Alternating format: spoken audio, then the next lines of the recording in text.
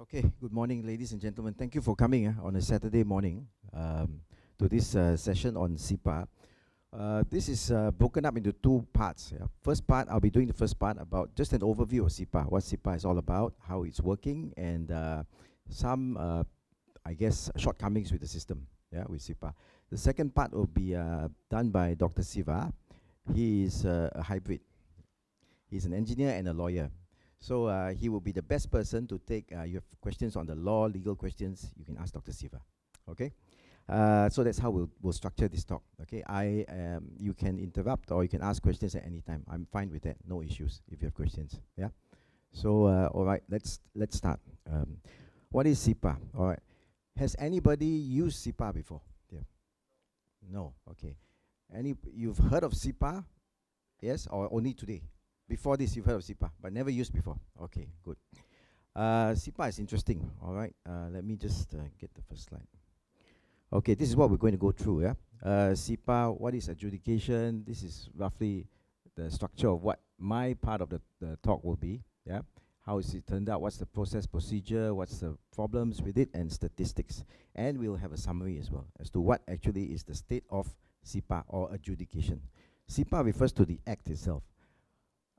All right, that's the act. That's what Sipa stands for. Construction Industry Payment and Adjudication Act, 2012. Okay, so if you look at it, that's what they mean by Sipa. Otherwise, everybody will be wondering, what is Sipa? What is Sipa? That's what it stands for. Okay, just the first letters of the act itself. Now, it was 2012 when it came into when it was proposed, but it only came into force on 15 April 2014, nearly 2 years later. Okay. Now that date is important. 15 April 2014 is very important. All right. Again, what's the purpose? If you look at it, the purpose is to facilitate regular and timely payment, speedy dispute resolution through adjudication. So the process of the dispute resolution is called adjudication. All right. To ensure payments are promptly made, and they give you remedies for recovery of payment. All right. So sometimes they say, okay, if you don't pay me, I'll Sipa you. It's just used as a verb, but actually we know what it means. Yeah, I'll use adjudication to get my payment from you. All right. So again, when you look at Sipa itself or adjudication, it's a fast-track process. Yeah, and of course, if being a fast-track process, you get rough justice. All right. So that's the nature of the process itself. It's fast, so you can't, be so thorough in terms of the legal aspects. You just have to make a decision in a limited time frame. And they always say pay first, argue later. That's what it means. Pay first, argue later. Okay? And it's supposed to free up cash flow. The problem with construction projects or the whole industry is it depends on cash flow. So the minute you strangle the cash flow, the whole project jams and, of course, just stops.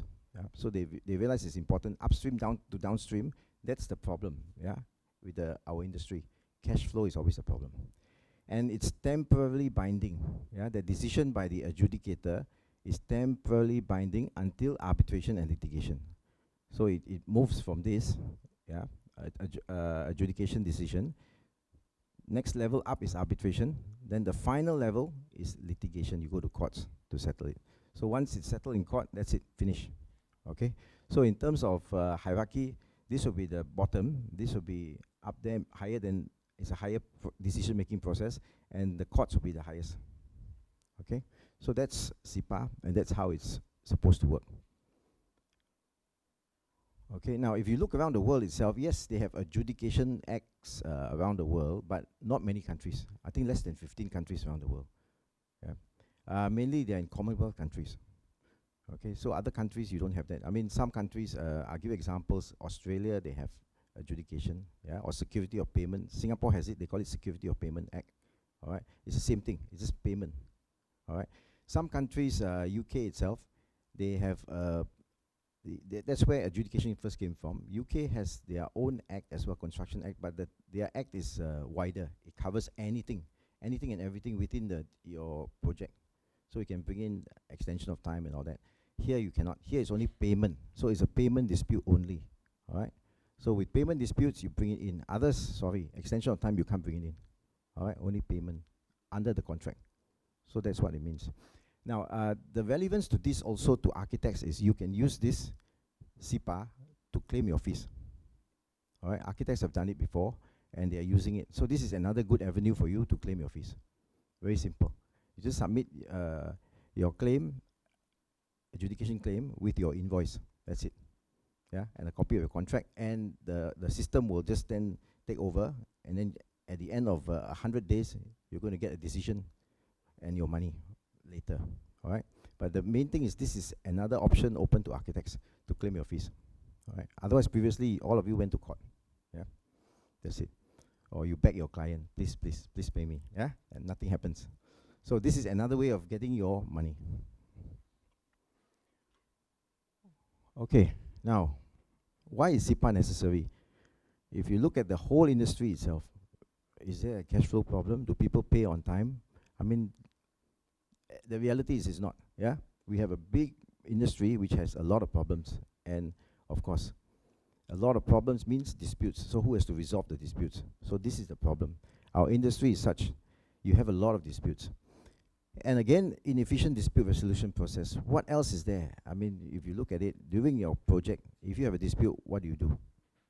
Arbitration is after the completion of the project or practical completion. So you're stuck. You have to keep going on until you finish the project.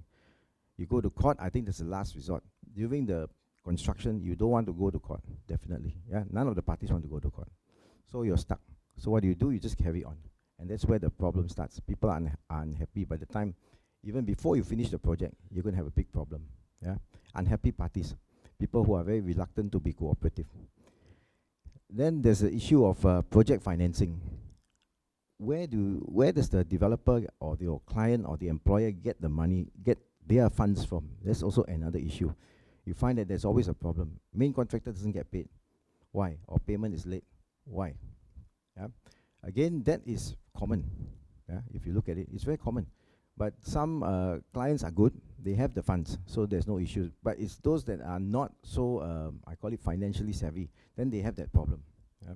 Again, they have to look for funds, and sometimes they're short of money because they have other, if you like, other investments somewhere. So again, the money is tied up with other things. So again, they wait, and that sort of affects this particular project because there are no funds coming in. I mean, it's common as well. Yeah.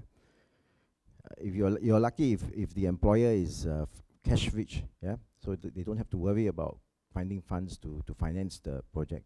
That's good. But a lot of times you find that some are really struggling. Some depend on sales. That's the other problem. Sales are poor.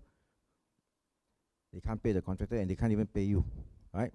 At the end of the day, they'll tell you, sorry, poor sales, so you just wait for your money. That's the reality. Okay, that's the way that our clients, unfortunately, have this kind of mindset. Withholding of payment. There's always that issue again of, yes, there's a payment certificate, but where's the payment? Right? You've done your part, so contractor says, hey, I haven't been paid. You say, no, I've been issuing payment certificates every month. Yeah, the last one was last month. I haven't been paid. So again, that's a problem. You don't know when your contractor's been paid, and they complain to you, I haven't been paid. Right? That's how it is. Again, the other issue, non or under certification, always that problem. They always say that you and your employer or your client, you are both in collusion. Yeah, you are trying to deny me of my payment, so you under certify. Or there's non-certification. I'm sure you guys have come across that before. No?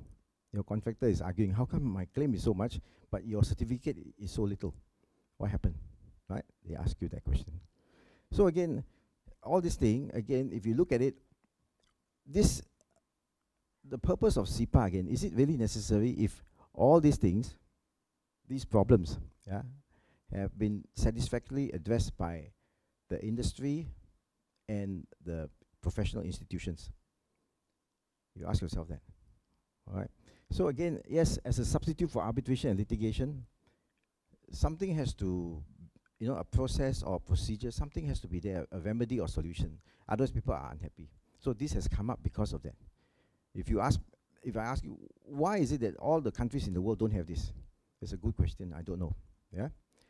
Again, it's only the Commonwealth countries. So why is it that the Commonwealth countries only have this, and there's only 15 or less all right, that are having this, and the rest don't have this. So does it mean that the Commonwealth countries are they realize there's a problem, or it's only prone in the Commonwealth countries? I don't really know. Okay, there's no answer to that. But it's very interesting. Yeah. Again, if you look at it, employers insufficient financial resources. How is this going to, I guess, improve that? Yeah. Poor financial and business management. They have difficulties in obtaining loans, and generally, you know, in Malaysia, it's all about sales. You don't sell, you don't get the funding. You can get an initial loan, yeah, sure, to start the project, but then it depends on sales, especially now. If the climate is bad now, where is the sales coming from? So again, there's another issue. Yeah? Failure of the contractual mechanism. So is there a failure? When you talk about non or under certification, is there a failure of the contractual mechanism? That means, are we then saying that there's a dispute on an issue of payment, but then it cannot be captured by the contractual mechanism? That means your contract doesn't allow you to be paid for that item. Is that the problem? Yeah. So you have to look again at the contract itself and how you interpret the clauses in the contract. And the last one, lack of impartiality and independence. Are we the ones that cause the problems? Honestly, if we are I'm talking about the contract administrators, yeah, the engineers, the architects, the ones who certify payment. Are we the ones that actually cause the problems? That means we're not doing our duty, not doing our responsibility, or we are being, I guess, we are siding with our employer. Is that the other issue? That is why Sipa has come about. I mean, that has to be, again, another concern. Yeah, if the architect or the contract administrator is not doing their duty. Okay. Okay, let's look at the aims of adjudication. Again, we've gone through that, but again, if you look at it, improve payment process, improve cash flow, provide default payment mechanism, yeah, expedite dispute resolution, and make recovery of payment effective. So there's an effective way to get your money. Okay, this is all great, you know, honestly. That is the aim of adjudication. Regular and timely payment. So is that happening? Are they getting their money on time? Improve cash flow. Yeah. So that is what the system is set up to do. Okay. So it's supposed to be a speedy and cheaper dispute resolution system. Yeah. And of course, when you get a decision at the end of the day, there's a remedy, you can recover the payment. Otherwise, what's the point? Yeah, you go through a system that has no remedy or there's no benefit to you. Okay. So that's the principal aim of adjudication. Questions? Any questions so far? Okay. All right. Okay, you look at the impact. What is the impact of adjudication on the industry? It's supposed to, again, if you look at the industry, alter the payment culture. Is that happening? Now, this Adjudication Act has been around for 6 years. Okay, so after 6 years, is that happening? Yeah. So there's a payment risk, there's an even allocation, so you don't pass it on to the contractor. You as the employer, the owner, is the one bearing the risk of payment, not the employer, not the contractor, right? You have the risk, you have to raise the money to pay the contractor. Not pass it down to the contractor, and the contractor has to find the money to pay the subcontractors. Yeah. Okay. But sometimes it happens, yeah.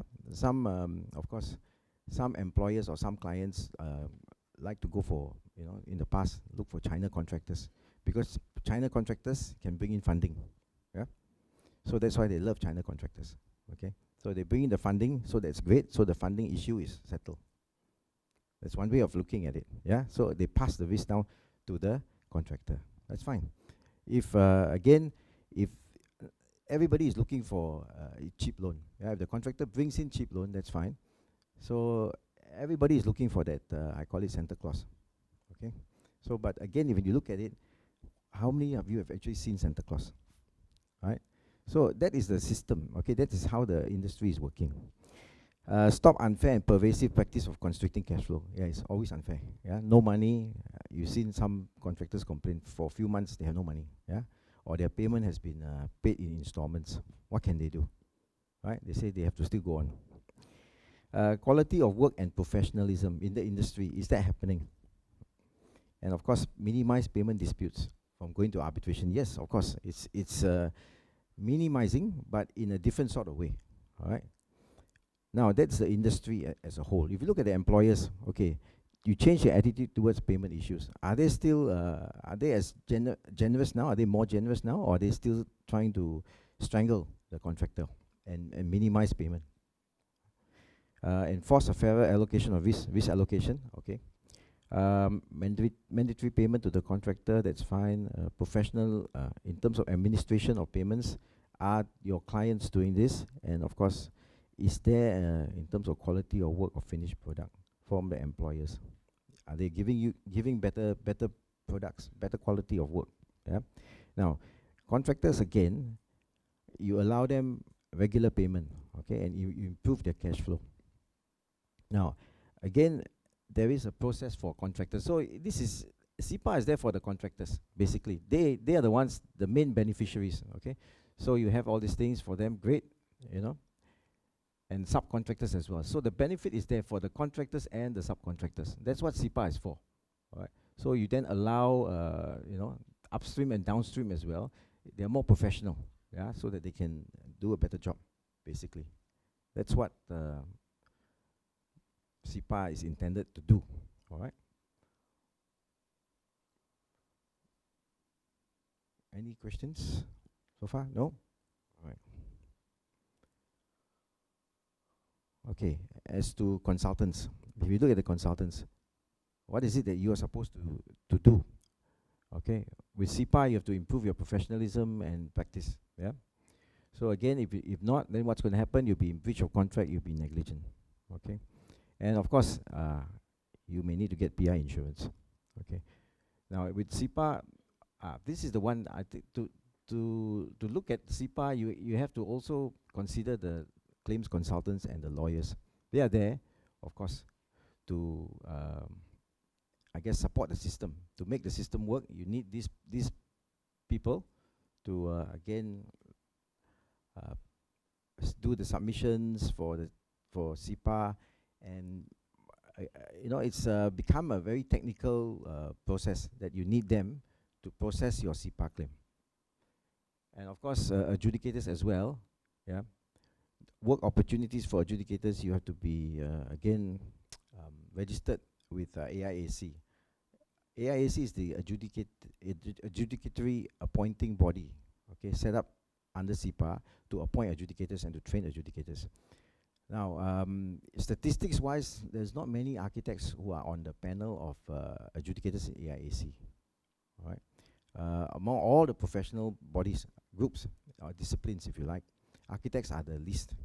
So there's another, I think, another concern, because adjudication surely is set up for the benefit of, yes, the contractors, subcontractors, but also who are the people best suitable, most suitable to be adjudicators. Yeah, in terms of their background, their training. Yeah. Architects are one of them, but again, there are not many architects who want to be adjudicators. So it's quite interesting. Yeah. Okay, you must have at least, you must take the course. Okay, there's a AIAC runs a adjudication course. It's a 5-day course. After that, you have to take an exam. You have to write a decision and also answer some multiple choice questions. Okay, and to be registered as an adjudicator, you must have 7 years experience in the industry, in the building and construction industry. That's it. So it's very easy, basically. Yeah, you have to pay a fee of about 9,000 ringgit, I think 7 or 8,000 ringgit. But that's fine. You will be appointed. All of you, those in the list of or the panel of adjudicators, will get a case. Yeah, and when you get the case, whatever fee that you get will cover the cost of the course. So no problems there. Okay. Now the thing is, again, I think the reluctance of architects to do this, to be adjudicators, I'm not sure why. Is it because maybe you think that it's too technical or too contractual? You don't think that it's suitable for you? I'm not sure. Yeah, majority on the panel of adjudicators at AIAC are lawyers, so about 60%. 60 to 70% are lawyers. It's quite a high majority. Yeah.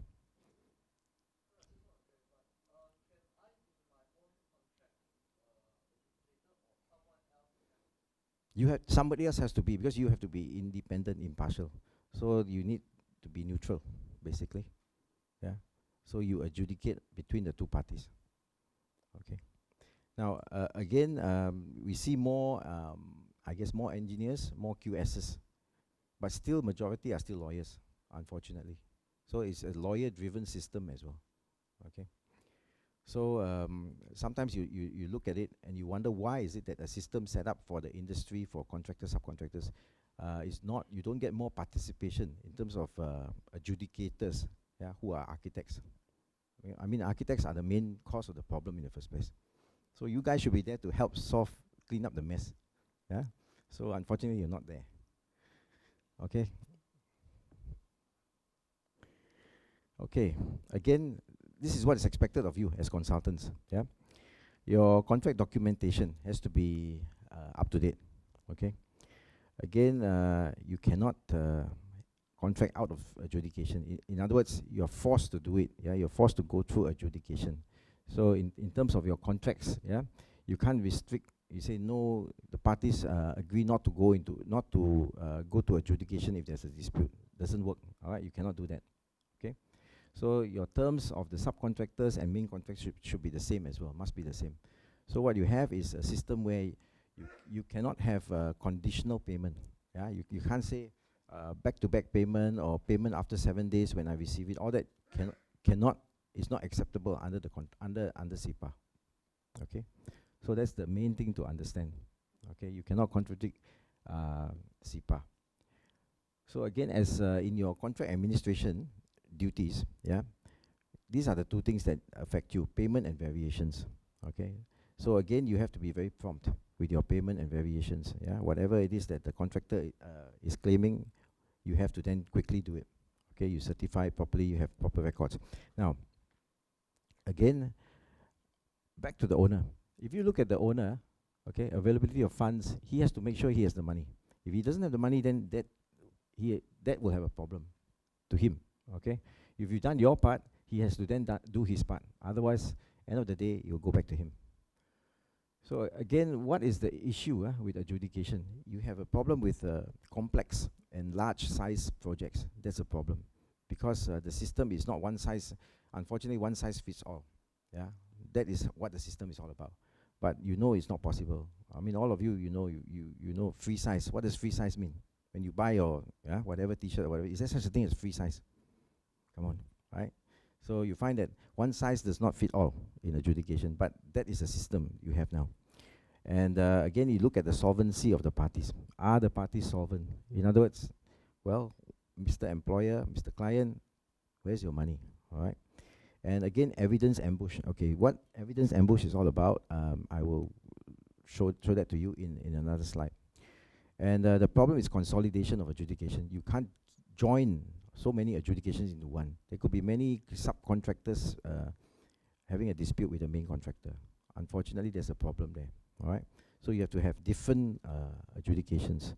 And of course, the main thing is you need support of the courts. That's very important. If the courts don't support adjudication or the spirit of adjudication, it won't work. All right. So that's the most important, I guess, support that you can find with this adjudication. All right. Any questions so far? No? Okay. Let's look at what is the process all about. All right. This is the sequence of submissions you have to do. All right. From payment claim, you start with the payment claim first, then payment response, then you have a notice of adjudication, then you register your adjudication with AIAC, then there's an appointment. So either AIAC appoints or the parties can choose. Okay. So there's a process there. There's a notice of acceptance by the adjudicator. Then that's where it starts. The adjudication claim is submitted. It's more or less similar to the payment claim. Yeah. And adjudication response, also same thing. Similar to the payment response, but maybe additional documents. And there's a reply. Now the reply is by this person, the claimant. So they are claiming for something. So they have two, one reply, two replies. So they have two rounds, okay? And the response is by the respondent. Okay, the person that's not paid, you want money, so you are the claimant. So you're chasing for the money, all right? So you are the unpaid party. Okay, you want the money, so you are the claimant. Now the person that actually owes you money is the respondent. I give you an example. Main contractor wants money from the employer. It's not been paid. So of course, main contractor goes in there. He says he's the claimant. He submits, documents to say he's the claimant. So there he goes. He's the claimant. Respondent is the employer. Okay, so that's how it works. So claimant has two submissions, 1 and 2. Okay, respondent has 1. That's all. Okay, then after that the decision comes out in 95 days. Okay, it could be 100 days depending on who appoints the adjudicator, but in roughly 95 to 100 days you get a decision. That's how it works. So if another example, if you are the main contractor, you are the claimant. If you are the subcontractor and it's a subcontractor and main contractor dispute, subcontractor is the claimant, respondent is the main contractor. So whoever is chasing the money is the claimant. That's how the system is designed. Okay. Okay. If you look at it, this is just a flow chart how it works. Okay. So if you, let's say you are owed money, let's say you are the contractor. Contractor is owed money. Okay, so he's not happy. He says, I haven't been paid. So what does he do? He writes to the employer. I have an invoice here. Why? Please reply to me in 10 days' time. Why I have not been paid? So then what happens is employer writes back to say you have not been paid because I have deducted so much from you because of maybe LD, liquidated damages. So I have not paid you. So then it's up to you as the employer, as the contractor, to decide whether you want to go for adjudication. If you're happy with the answer, then you just stop there. All right. If you're not happy, then you start this process. You start a notice of adjudication to the other side, right? And that's when the whole process starts. So you've got 10 days to select your adjudicator. This can be 5 days if AIAC does that. Then the adjudicator will have 10 days to negotiate his or her terms of appointment. Okay, so 10-10. Then that's where it starts. Once the adjudicator agrees, I've agreed to be your adjudicator under the terms, the following fees. Then it starts. Okay, claimant has 10 days to submit. Respondent has 10 days to submit a response, adjudication response. Then claimant has another 5 days to submit an adjudication reply. Okay, so 2 submissions from the claimant, 1 and 2. Respondent has only 1.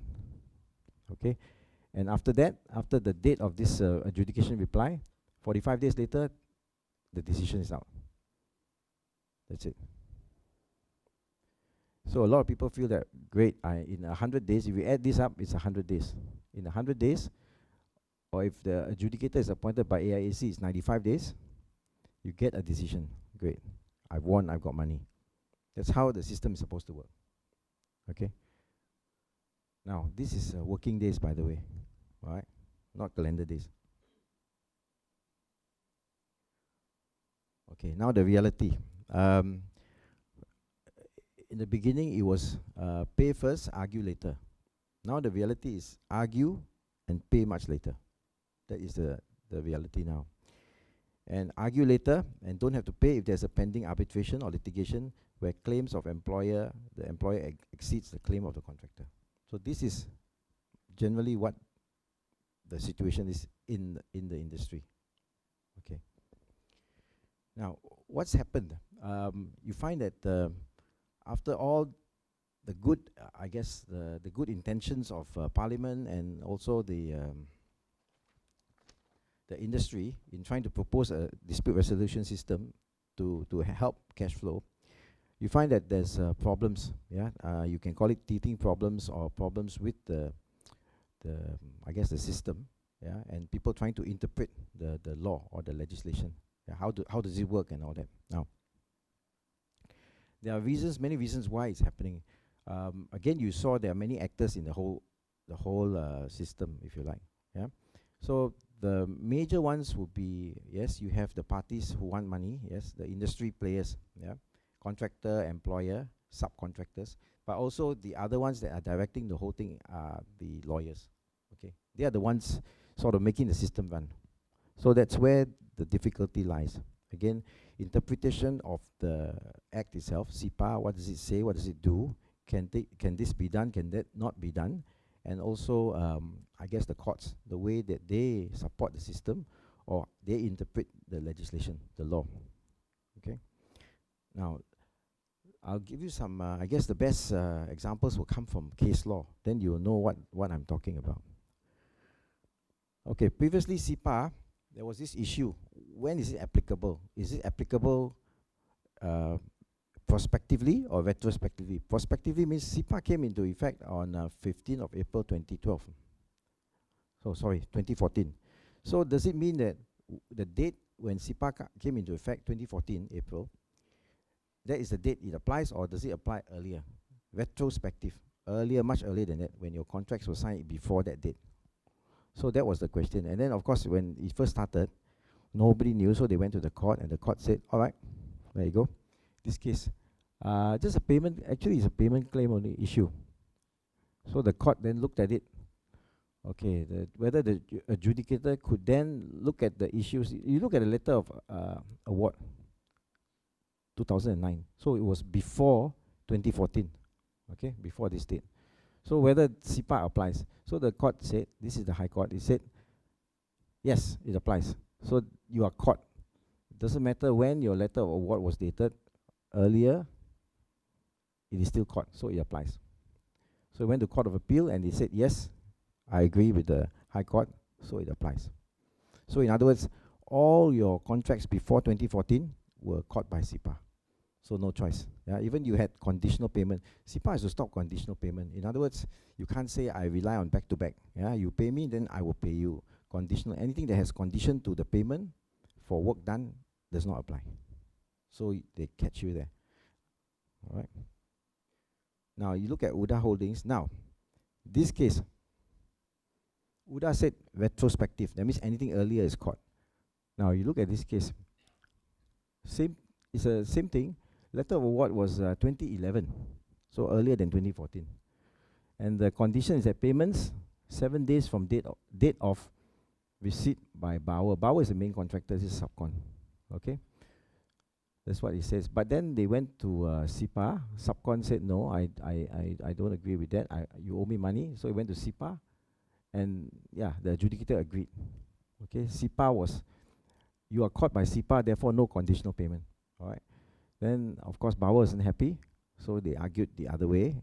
It was prospective. All right. Now, High Court said Cpa is retrospective. It's not prospective. So he disagreed with Bauer. Then Court of Appeal said, no. Okay, Cpa is prospective. That means after 2014, only it applies to you. So then the decision is, you cannot, is void. Right? He reversed it. Then he went to federal court. And he agreed. The federal court agreed with the Court of Appeal. And he says, Cpa applies prospectively. So anything after 2014. Okay?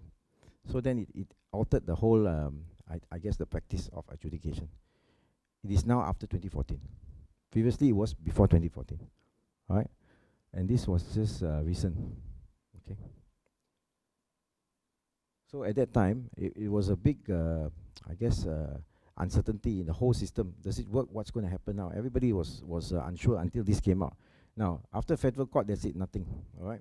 You can't keep appealing, so that was it. So it applies prospectively after 2014. So then the question is, there was another case, yeah, after that, Iveca Engineering. Same issue also. Basically, whether it applies prospectively or retrospectively.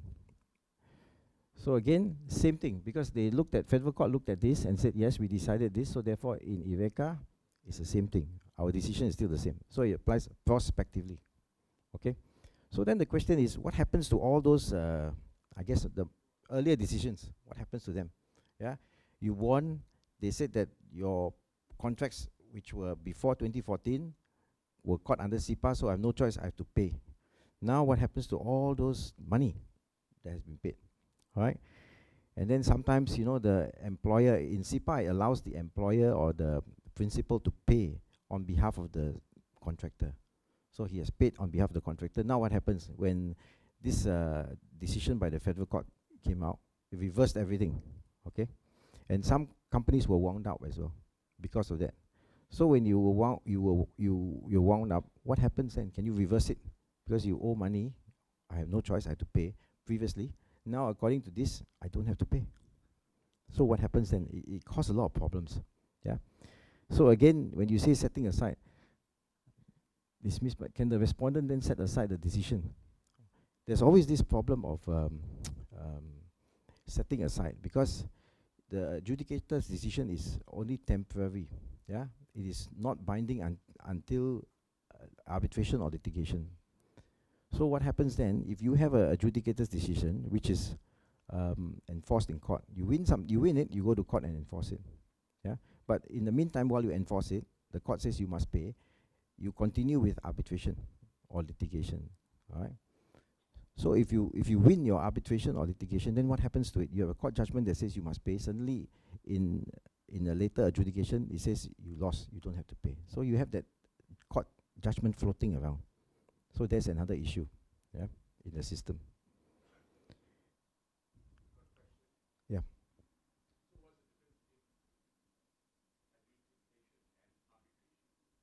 Okay. Adjudication is supposed to be fast track. It's fast, meaning you have 45 days to come up with a decision, or total of 95 days. Okay. Yes. In this case, it's gone to court. All right. The parties have a right to go to court.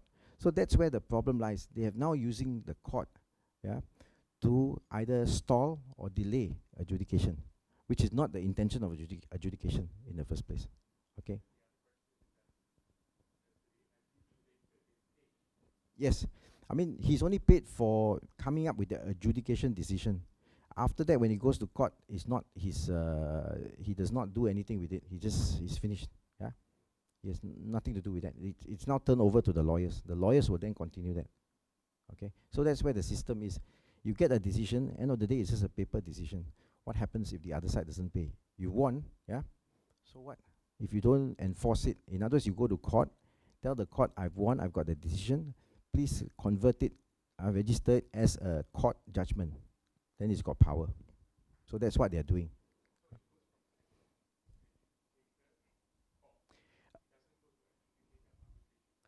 You have a choice, all right? You can go to court. Adjudication is the lowest, yeah? So you have a choice whether you want to go to arbitration or you want to go to court straight away. So it's up to you, yeah? Arbitration also takes years, 2 to 3 years at least, okay? So that's the problem, all right? That's how it works, yeah? 2 to 3 years. The courts are faster, but again, if you add in the appeals, you can appeal. High Court, Court of Appeal, Federal Court, it will take years as well, and the cost. Okay, that's how the system is at the moment. Okay. Okay, now this is the one, view esteem. This is another case. Now this is also quite interesting. It's a game changer. I call it a game changer because previously adjudication was actually pro-claimant. In other words, the system, the statistics show that about 90%. Whatever the claimant, whoever wanted money, use the system, you'll get 90% success. There's a 90% success rate. Okay, so it was actually pro-claimant. Because there must be a basis. You are chasing for money, you are claiming something. It cannot be, sham, or there's nothing in it, right? You put an invoice for something, right? Work must have been done or service rendered. Otherwise, why go through the whole process? So that was how the system was set up. All right, it gave the benefit of the doubt to the claimant. So it was pro-claimant. Now this case is interesting because this again is also a non-payment of interim payment. All right, it's an interim payment claim. Now, Bina Puri, yeah, enforce. They are the contractor. Bina Puri is contractors. Okay, they apply to enforce. They won, of course. But then view esteem tried to set aside on the basis of adjudicator's failure to consider its defenses. There was an issue because in the payment claim, it did not put in that they wanted to set off LD, liquidated damages. It was never there. All right. So the High Court said, okay, no reason to set aside. Okay, so you pay bina puri. But the problem is, again, you went to Court of Appeal, he said, yeah, correct, the High Court was correct. Yeah, you don't look at something which was not there. Okay, because they said that, look, I wanted to deduct LD, but LD came later. It didn't come initially. Okay, now, when you submit your payment claim and payment response in the beginning, that is your jurisdiction of the adjudicator. He can only look at those issues which were submitted to him in those two, claim and response, finish. But the problem is this came, the LD came during the submission, the adjudication response. That was the problem. All right. So adjudicator said, no, hang on. The Act says I can only look at payment claim, payment response, nothing else. But then the federal court said, no, guys, you have to consider everything. Yeah. So in other words, when they, even if it's submitted to you in the adjudication response, you have to still consider it. All right. I'll look at the, that will tell you that. All right. So basically what the Act says, the adjudicator's jurisdiction, he can only look at what is submitted here. Payment claim, okay, the payment claim, okay, let's go up. Here, he can only look at this, whatever been submitted by the parties here, the claim and the response. That's it, that's what he can look at. But the problem is, View as team submitted LDs here in the response. So adjudicator cannot look at this. Whatever you submit here is outside his jurisdiction. That was what the Act said. All right. But the federal court said, no, you have to listen to, you have to take in consideration this. So that was the problem. Okay. So then they had 5 days. Whatever he submitted, he had 5 days to look at it. That is what I mean by pro-respondent. So again, you have that issue of, I guess, ambush. Everybody is worried about ambush, evidence ambush. So you have 5 days after this respondent has submitted to then deal with this. 5 working days. So they've turned the, I guess they turned the advantage over to the respondent. So that's what the View as team has done, this case. All right. Now, if you look at it, federal court said that you have to consider adjudicator everything. Now you look at everything, even though they were not there in the first place. All right. So it complicates the thing for the adjudicator and the parties. Yeah. So you have 5 working days now to submit a reply. All right. So is this natural justice?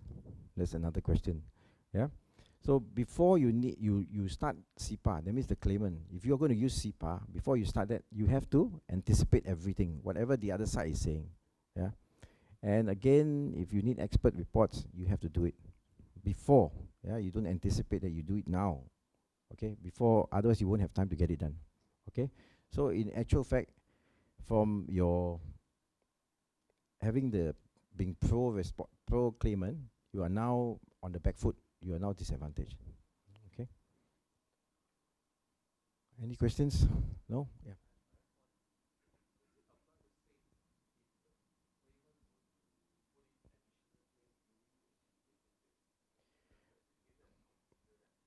No, doesn't. His claim is fixed, is locked in there already. He cannot move from there.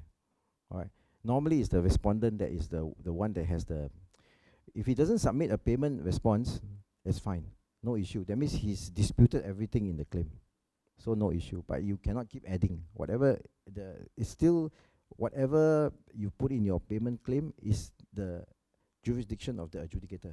He can only look at that. He cannot look at something which you add later. There's no such thing as that. Okay? This is another one, another case, recent case. Another, I call it yeah.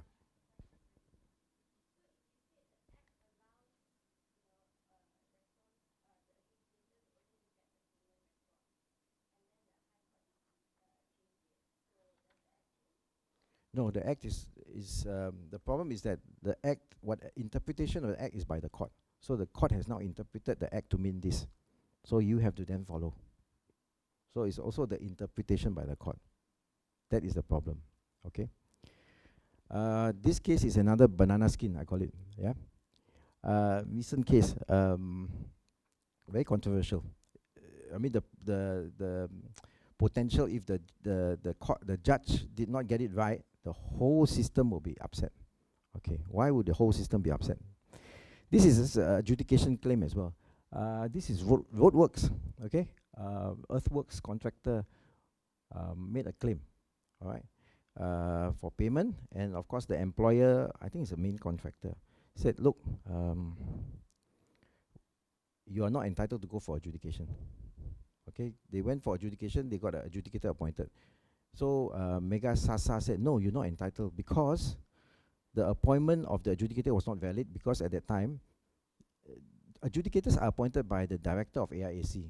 At that time, there was no director, there was an acting director, because the director resigned. Okay, so there was an acting director. And he said that because this guy is an acting director, he's not validly appointed as a director. It's because it contravenes the host country agreement. AIAC has a host country agreement. It's an international United Nations body. So it says AIAC has to have a director. Acting director is only temporary. Okay, so that was the problem. Okay, so the adjudicator was then not validly appointed. That's what Mega Sasa said. Okay. Now the problem is, it's true, the adjudicator was appointed by the acting director of AIAC, and he was still acting. He's still acting now. Okay, because ALCO, which is the, I guess, the body that runs AIAC, did not recognize him as a director. So his designation is still acting director. Okay. So what happened is that the plaintiff Mega Sasa said, no, he's not validly appointed. Yeah, in the first place, the adjudicator was not validly appointed because the guy that appointed him was not also an actual director. He's an acting director. So the court had to then look at it and say, oh my goodness, what do I do? So the court was smart. I think the judge sidestepped the whole thing. Yeah. So his reasons was this. He was asked to see whether it's true or not, and he said, no, there's a dispute between ALCO and AIAC, so it's not desirable for the court to come and interfere. Okay, there's their internal dispute, there's their problem. Okay, and it's wrong for the court to decide something that will bind ALCO, because ALCO is not a party to this court case. Okay, and of course they don't have a jurisdiction to adjudicate or enforce rights from international treaties. That means the disagreement in the host country, this issue, yeah, host country agreement. So it's not up to the court. So he left it at that. He said, no, I'm not interfering with this. As far as I'm concerned, the adjudicator has been validly appointed. Finish. Okay. So now the question is, okay, what will happen then? Yeah, it's been appointed by the acting director, right? But in the act itself, it doesn't say acting director. The director or acting director should appoint or shall appoint. It says director. So maybe that question should be posed to Dr. Siva later to see how he's going to answer that. Because it's like anything else. If the person that appoints you is a wrong person, how can you then say the appointment is valid? That's a curious question. Yeah, I think he got out of this by public policy. He knew if he decided something, the judge decided that it's not valid, then the whole system will be upset. Because the acting director has been there since November 2018. You tell me how many cases, adjudication cases? I think about nearly 600-700 adjudicators as he's appointed. So what happens to the decisions then? If the adjudicators are not validly appointed, what happens? Decision is also not valid, right? So it will upset the whole system again. So this is another I call it banana skin. So the judge has sidestepped it. Will this come up again? It's possible, but it depends on what is the intention of the parties. Yeah, unless you have deep pockets, I think that means to fund your lawyers. Because this case itself, they had a Queen's Counsel. So somebody has a lot of money. Okay? A lot of lawyers were there and a Queen's Counsel. So there's a lot of money there. So somebody is funding it. Because at that time, the problem is, acting director was there in the temporary interim. They expected him to be there for 3 months. Yeah? And until they found a successor, but they couldn't find a successor. There was no... more than a year. But at that time, there was no need, so they assumed that this guy would be the one that can be a full director from acting, but they never agreed.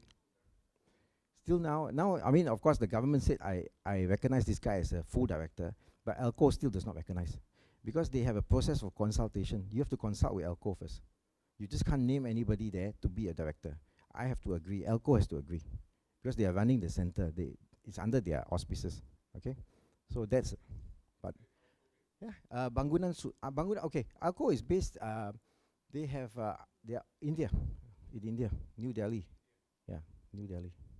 Okay, they have 5 arbitration centers around the world. AIAC is the first. Okay. All right. Questions? No?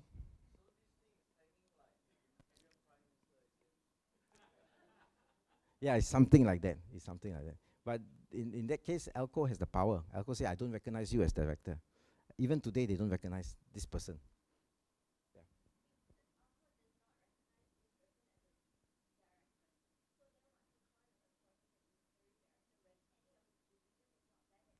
That has to be tested. That unfortunately, that one you have to leave it to the lawyers. Yeah, that is an interesting question to be posed to Dr. Siva.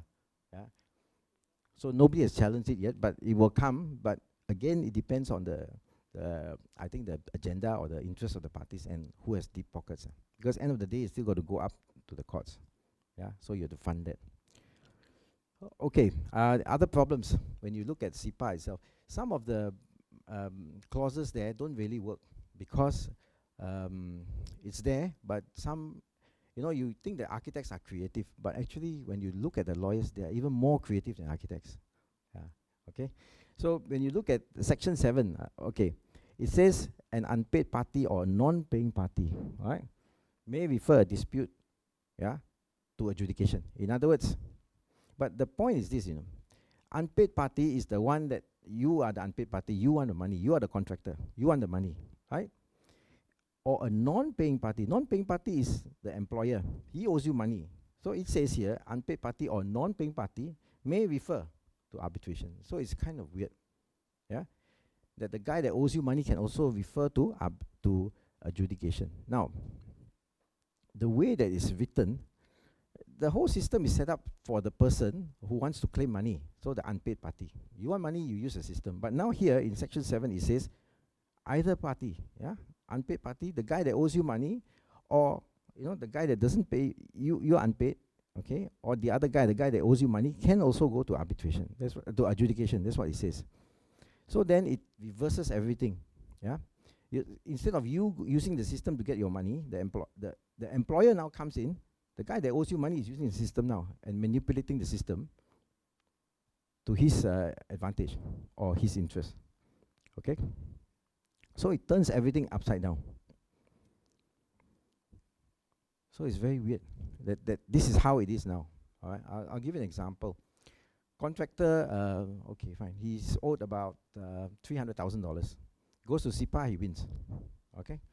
That's no problem, But the thing is this. He's owed 300,000. He goes to Cpa. He puts in a payment claim.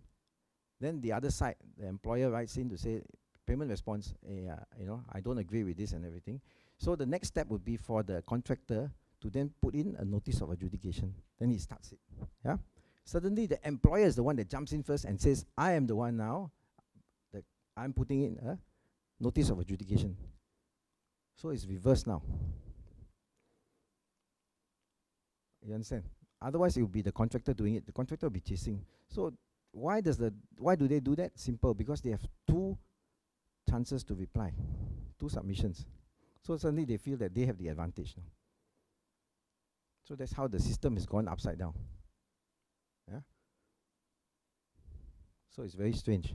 Okay. So this is another issue with some of those clauses that really add problems to adjudication. Okay. A point? Not so easy. Not so easy. Can't do that, unfortunately. So the adjudicator has to deal with it, and the parties have to deal with it. So it's I call it a tactical move. Yeah. Whoever is first is a tactical move. That's all. So what's the advantage? So again, it depends on the advice that you're given, yeah, by your lawyer or wherever you're getting your advice from. Yeah. So sometimes you look at it. Why do that? I mean, why do you want to step in? And in this, again, Why? You have two replies, fair enough. Yeah, so you have two chances basically to make submissions. So maybe that's an advantage to you. You think so? Yeah, that's all.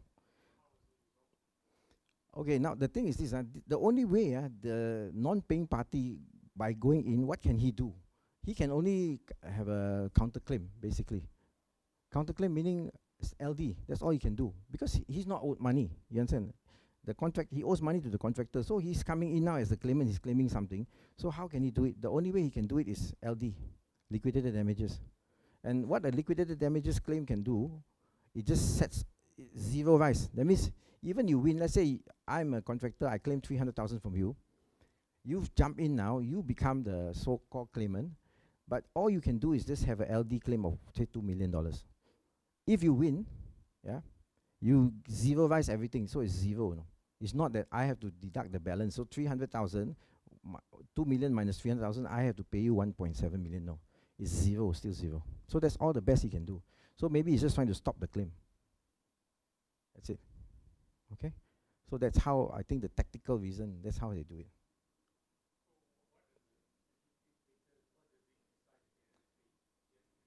Yeah, make a decision based on what the party submit to him. Yeah, zero rise. It depends on how he looks at it. Some will not look at it. Some will say, look, there's a problem here. I need more evidence or more information. I cannot deal with this, so I put it aside. Some will deal with it and say, yes, I accept it as a valid claim. So therefore now I just zero rise. I accept it, I zero rise. Yeah. Yes. So again, you as adjudicator have to make the decision. Yeah. Yes, you deal with it, or no, you cannot deal with it because I don't have enough evidence. It's up to you. Yeah. Yeah. You can. It depends on what they submit to you. Because again, as you look at LD claims, what do you look at? Was there a CNC issued, right? Was it validly issued? When was it issued? All these kind of things you'll be asking yourself. What does the contract say? So these are the things in your mind when you look at it as well.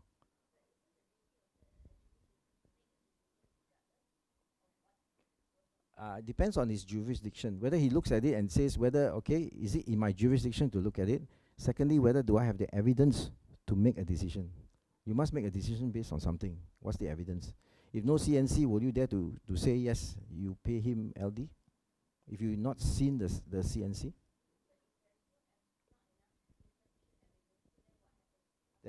Then you, in your decision, you say that I have insufficient evidence, or the contract says there must be a CNC. I do not see a CNC, so I therefore cannot award LD. Yeah, in a way. No. You look at the employer's claim first for LD, so you cannot award that. So you dismiss it. But then there's still the contractor's claim, 300,000. You can still look at it, right? So the employer's claim has knocked out. The LD, you knock it out. No evidence. Right? No CNC, so I cannot award. So now you go back to the main contractor's claim, 300,000. So can I award him money? That's it. Okay.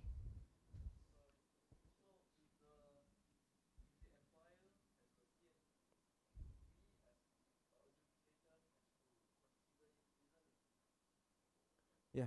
If there's a CNC, yes, then you consider it. Yeah. So again, they will say whether you can set it off or not. Look at the PEM contract. Whether it says LD, can you set off LD or not? Yeah, they will give you case law to say you can. They say you cannot. You're not entitled to set off because the PEM contract doesn't allow you to set off and all that. So you then have to decide whether you can set off or not. Okay.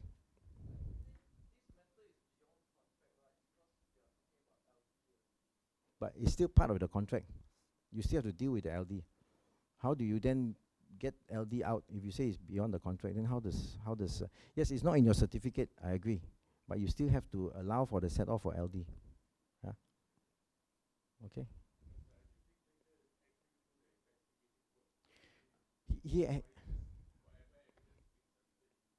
He can either do that, because a lot of time is based on documents only. You submit documents to the adjudicator, he looks at it, but if he wants more information, he has to ask you for it. Yeah. Then he'll say, where's the CNC? He might ask you, otherwise he'll just keep quiet and just say there's no CNC, so therefore I can't deal with it. Yes, it's all part of his fee. It's all there. One lump sum to cover that. That's it. So you have to then deal with everything within the time frame given to you and the money given to you. Okay? So, yep. Yes, of course. Yeah. But you cannot avoid it. If you don't deal with it, then the decision can be set aside. So you must have reasons why you do not deal with it or why you deal with it. Okay? Okay, setting aside, this is another issue. You set aside the decision, for only 4 grounds: fraud or bribery, natural justice, you're not independent, or in excess of jurisdiction. So natural justice is the killer. This is the big umbrella, natural justice, which Dr. Siva will tell you about it, and jurisdiction. You are in excess, that means over your jurisdiction. All right. Then there's a stay. The stay is important because you can set aside, if you look at it, the decision, and then after that you stay the enforcement as well. So the stay is also quite an issue there, because if you stay, then the adjudication decision cannot be enforced. So you're trying to stop it. So this is what the court can do. Okay. Now, look at statistics. Okay, this is AIAC statistics. You look at adjudication cases. Okay, 2017. So it's an increase. It's been increasing every year. All right. So the last figure, I mean, annual figure 2018, 772. So this is the one for the year. But 2019, you have 410. Okay, this is until September. That's the statistics given by AIC. It's not complete, but you can see the trend is increasing. Okay, now court cases. Okay, these are statistics from the court itself. So how many cases? Yeah, this is KL court. There are 2 construction courts. One is KL, one is Shah Alam. So the construction court here says, if you look at the statistics, okay, this is the one, 772. Okay, for this year, 410 up to September. Okay, now, if you look at it here, the trend is you enforce means you win. You want to get your decision. Yeah, you want to get your money. So there you go. It's going up. This has gone down. Okay, because it's not complete. This is not complete yet. But to set aside the opposite action, that means this decision I've lost. Generally, the loser does that. So I want to set it aside. There you go. You see the trend is going up and up and up and up. So it's higher. So it's increasing as well. So there are parties who want to set it aside. So what happens when you set it aside? You go to arbitration or you go to court. That's it. So the trend is also going up. Stay means, okay, don't do anything yet. You don't enforce it yet. There you go. It's more or less there. All right. But this is the interesting trend here. All right. Okay, Shah Alam. Shah Alam is less cases, yeah, the construction court there. If you look at it, yeah, enforce, fine, 52, it's going up. You win, so you want to enforce it. But the setting aside, if you look at it, is also increasing. Okay? So this is the one that we should be looking at here. Now, if you combine both together, there you go. So if you add this and this, this and this. Now, if you add those figures up, I'll give you the figures.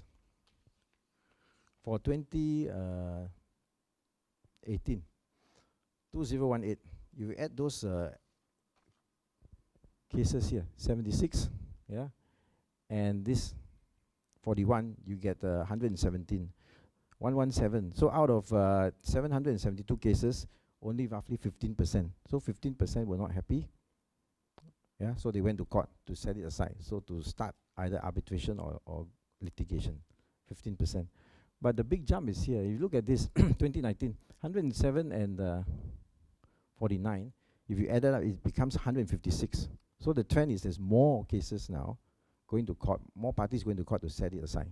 So if you add this together over, let's say, the caseload of 410, the statistics were not complete. You're talking about something which is 38%.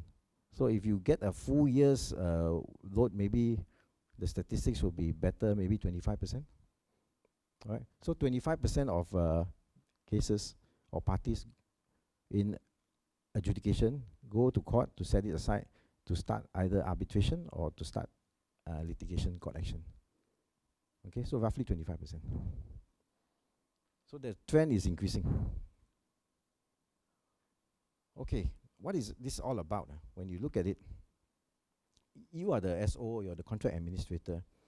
If you want to make a decision as a SO, adjudicator making the decision for the SO, you have to also be familiar with all these things. Yeah, the act itself, how it works. Yeah, of course, jurisdictional issues, your appointment, your whether the claim, whether it follows it complies with the procedure.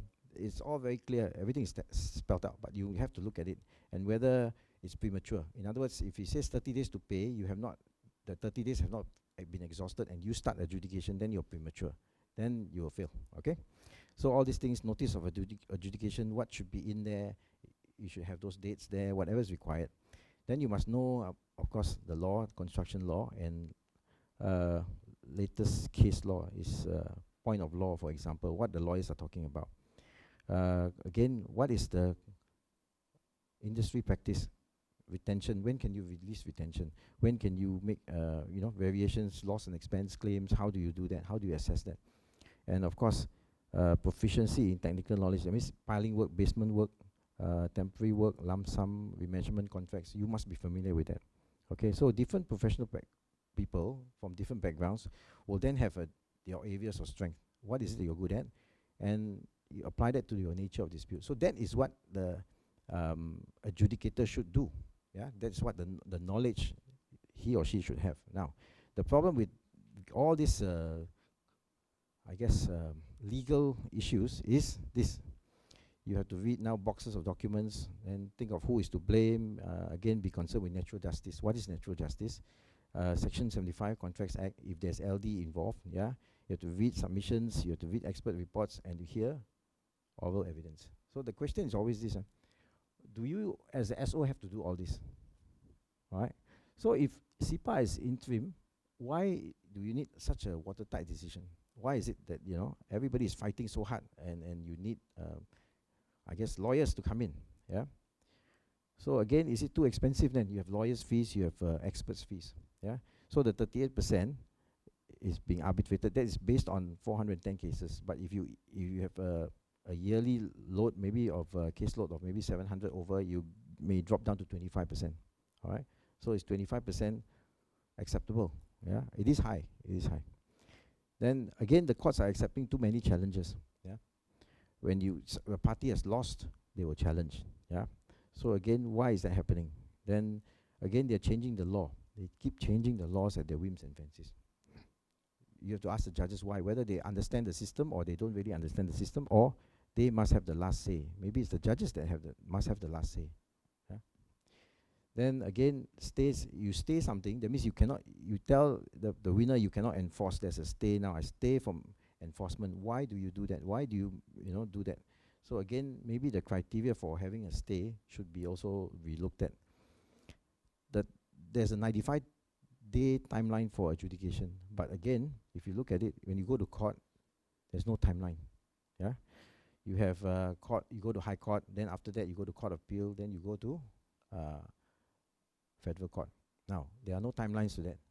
So how do you then do it? Even to do your enforcement, sometimes the problem is you enforce something, the other side will set aside. So that process itself might be longer than the 100 days. Already another issue. So where do you then get your money? Now, again, there's other issues. It's too complicated. It becomes too complicated, the system. Yeah, it's inefficient. You're talking about something that originally was supposed to be fast and cheap and easy, but it's suddenly gone up to federal court. So how long will that take? And it's like a mini arbitration. Okay, where the parties then, you go to arbitration. Those of you who've been there, you know that how it works. Yeah. I've got people who actually, I'll give you an example. Sipa claim, subcontractor won 200,000 for piling. Okay, he went to court, enforced it. Yeah, he won. Court said, yeah, you're right. You won. There you go. So the employer was not happy. He said, all right, I'm now going to arbitration. So he started arbitration for $200,000. Went to arbitration. And in the arbitration, he said, well, I don't recognize this claim because it's fraud. He used fraud to say that. Okay? And he told the arbitrator, look, I want you to stay this adjudication decision. Yeah, stay first, pending this arbitration. Okay, but there's already a court judgment to say that you have to pay. He said, I want the arbitrator to stay that. All right? Stay the court judgment. So for $200,000, He's gone to arbitration. And he doesn't agree on half. He doesn't agree on, he said 95,000 you can have it. Because your retention, everything is there. 95,000 and all that, I agree, but I don't agree with the 100,000. So that's his case. But the problem is this.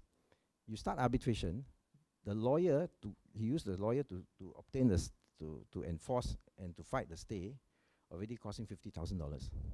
Okay? $50,000.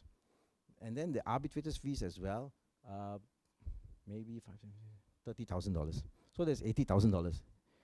You understand? So they are fighting for $200,000, but so far the legal cost and arbitrator's cost will be about $80,000. So what's the meaning? Why do they do this?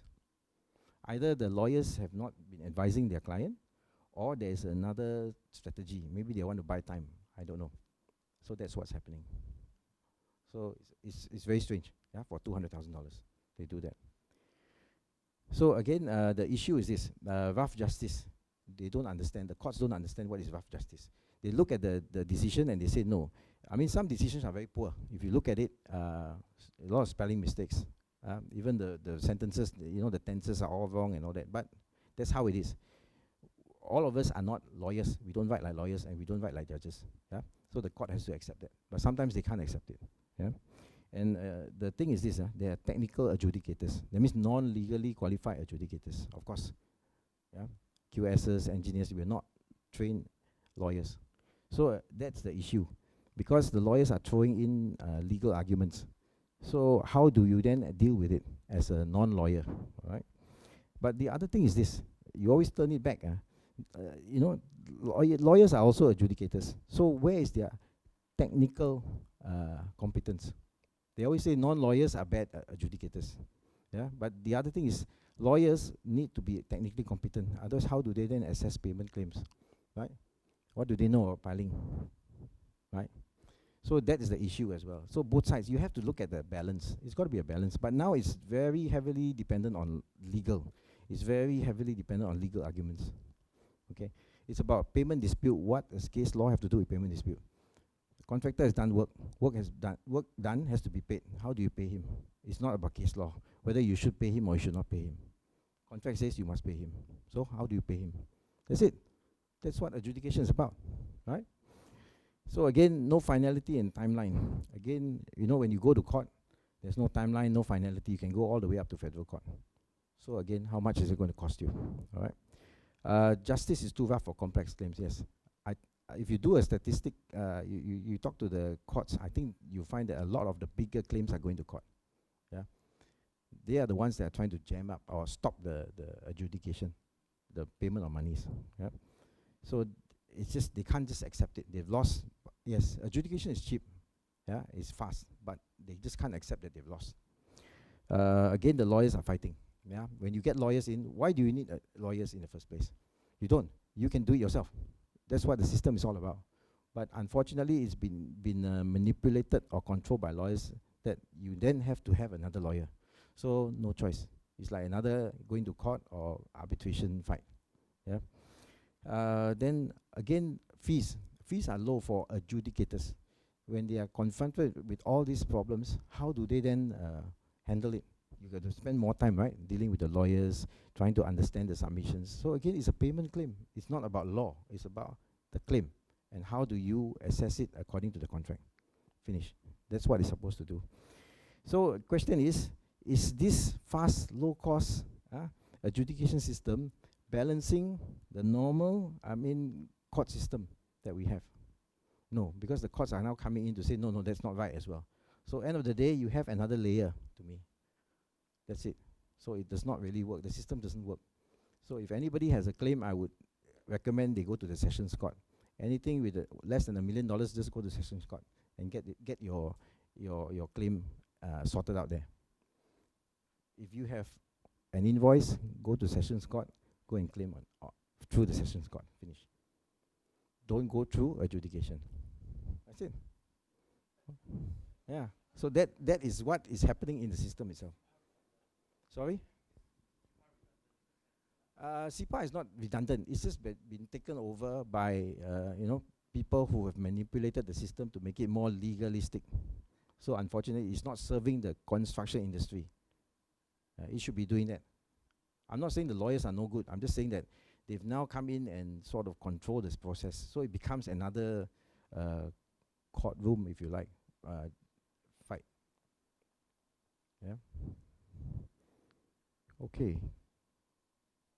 So you can, Dr. Siva will answer your questions later. All right, thank you. Good morning. Thank you for inviting me here today.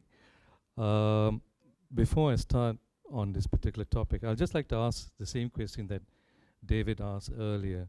How many of you may be familiar with dispute resolution as a whole, or have participated in a dispute resolution process?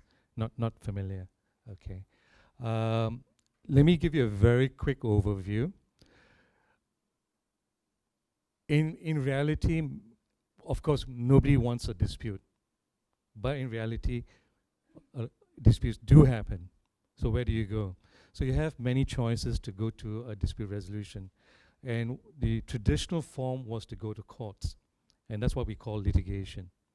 So you have litigation at one end, and then you have at the other end of the spectrum, which is mediation. So mediation is like negotiation, but you just get another person to help the mediating of that particular dispute between two parties. That's more what they say, you're trying to find out what the parties want rather than looking at what their rights are. And in between, you have now what is called adjudication. And adjudication is supposed to be a quick process, whereas arbitration is like litigation and can be long drawn. The difference between arbitration and litigation is that in arbitration, you're trying to select a person who might be familiar with your industry. Especially in the old days, like say, for example, there are some traditional arbitration where the decision, there's no written decision, it's just based on the text and of the, what they call the quality of the material, for example. Now, new into the ambit is what also called expert determination. Now, PAM contract has been modified to include for expert determination. Expert determination is where the party appoints a person, and that person uses his expertise or knowledge to make a decision. So you don't want to go to litigation to find out if your column is straight or your window is square. You just ask an expert, is this column straight? Is it 90 degrees or perpendicular, for example? So that's another forum that you can have, okay? Now, in all of these forums, what you're having, the person who's sitting in between acts as a referee. Like in football, you don't take sides on either side. You hear both sides, and you make a decision based on what has come to you. So party A will say a particular story, and party B will tell their story, and the referee has to decide on the arguments that are led in front of him to make a decision. Okay? So adjudication just happens to be a faster process. Arbitration takes a lot longer, and litigation is at court, which is very, very formal.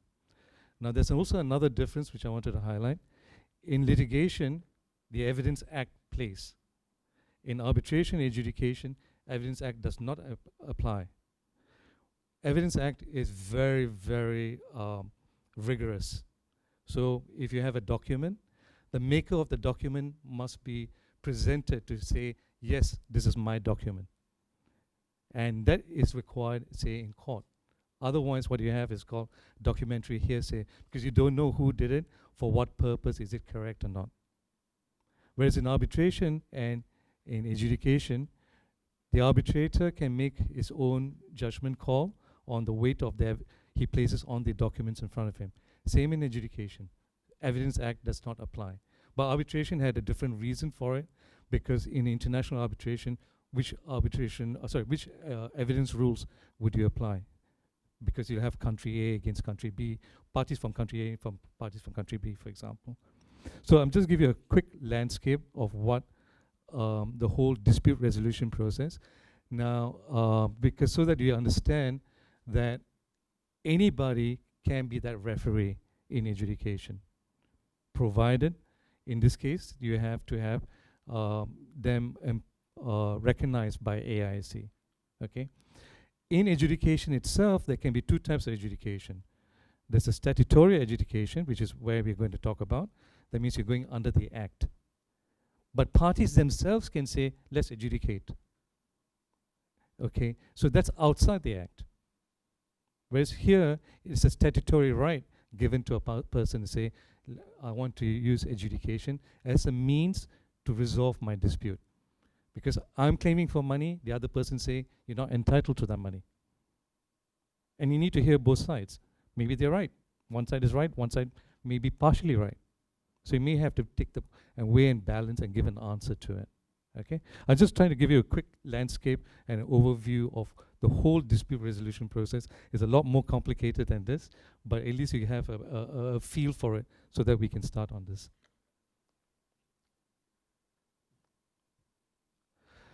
Okay, the best place to start is always to go back to the rules, the Act.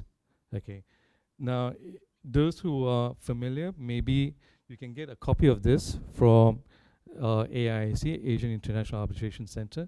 You can download it and from their website. So it is quite user-friendly, and they have notes and little forms for to guide parties on how to put forward their matter. Okay, so I'm going to go through the main parts of the provisions of the Act so that it leads to my main topic, which is breach of natural justice and excess of jurisdiction, and why those two particular areas are important. So the first thing is, of course, the overview of what the first line, you see it's an Act to facilitate regular payment. Now, that's the intention of Parliament, is to have that regularity of payment. And so that if the money goes down, then everybody, not only as it gets paid, they don't cut corners in the work. You're architects. You're going to go and say whether the column is straight. Okay, and you want, if the person's not paid, it might be difficult for you to expect that quality of works. So it is in everybody's interest that the money trickles down so that nobody cuts corners. The work is of a better quality, ultimately. All right. So that was the main reason. So the explanatory statement, which was the very first line on the top, is quite important because many decisions by the courts keep referring to that particular part because they're saying this is the spirit of the Act. This is what is supposed to be. So they pay a lot of importance to that to guide them in interpreting the rest of the Act. Okay. So Section 2 is on application. Now I have underlined the key phrases which I think is important. So it has to be a construction contract. It must be in writing. So there's no oral contract. Party A and Party B can say, you know, I will build a house for this price or whatever it is, and that sort of contract doesn't apply. Okay, it has to be a written contract. What is in writing? AIC has guidelines on that, and it must relate to construction work. So if it's a shipping contract, Cpa does not apply. All right. It must be works wholly or partly carried out in Malaysia. The non-application, so if there are buildings which are less than 4 stories and is for personal use, then Cpa does not extend to that. So the idea behind that, if that a person is building a house, you don't expect a house owner to have the rigid documentary process that you may have in a typical construction site. So they don't want to extend to such informal areas. So it doesn't apply to, say, housing for personal use. It has to be for personal use. But arguably, if it is for rental, we have to wait and see if the courts agree to extend to that. Okay. Now, Section 4 tells what a payment is. Payment is what is for works done or services rendered. So in the case of Martigo against Architect Meo, it's a case that went all the way up to the federal court, where the architectural firm sued for their fees. And there were very interesting lines of argument at every level, but it was obviously for services rendered. So that's where the professional bodies like the architects, the engineers, and QS will be interested in, because it relates to the construction work. But let's say if a lawyer gives advice, it doesn't qualify. It's not part of the construction work. Okay, so now we know what a payment is. It must be for works done or services rendered. And I'm going to pay a little bit of attention to Section 5, which is what David pointed out earlier. Now, Cpa envisages two-stage process. Stage 1, a party will put forward a payment claim, and there's a payment response. That's stage 1. And then there will be a notice of adjudication if it's decide to continue. And then you have the stage 2, which is the adjudication claim, response, and reply at that stage. Okay? So in a payment claim, you must have an unpaid party with a payment claim. And that's a person who qualifies as a person who can submit a payment claim. And the payment claim must be in writing. And this is the parts which I underlined in red. It must include the amount claimed and amount due. Okay? And that means the due date. So let me go to item B first. Identify the cause of action and provision in the contract. So basically what you're looking at, say if you're a claimant, you'll be saying, okay, clause 30 of the PAM contract entitles for payment. Then you identify a cause of action. Now I have inserted a little box in this particular slide. Unfortunately it's not in your handout. I'll try and get a new PDF. It's a case of Government of Malaysia against Lim Kit Siang. It explains what a cause of action is. And a cause of action is basically a statement of facts to show that you have a set of rights. And so you got to say this statement, fact 1, fact 2, fact 3, therefore I have this right. Then you have the other side of the coin and say, but the other party did fact X, fact Y, fact Z, therefore they deprive me of my rights. That is your cause of action. Basically, you're establishing your rights and why you're being deprived of your rights. So if you go back to now Section 5.2b, which says identify the cause of action, the provision of the construction contract, you're saying, okay, under the contract, I expect to be paid in 2 weeks' time. And you didn't pay. So you're trying to now come back to your cause of action.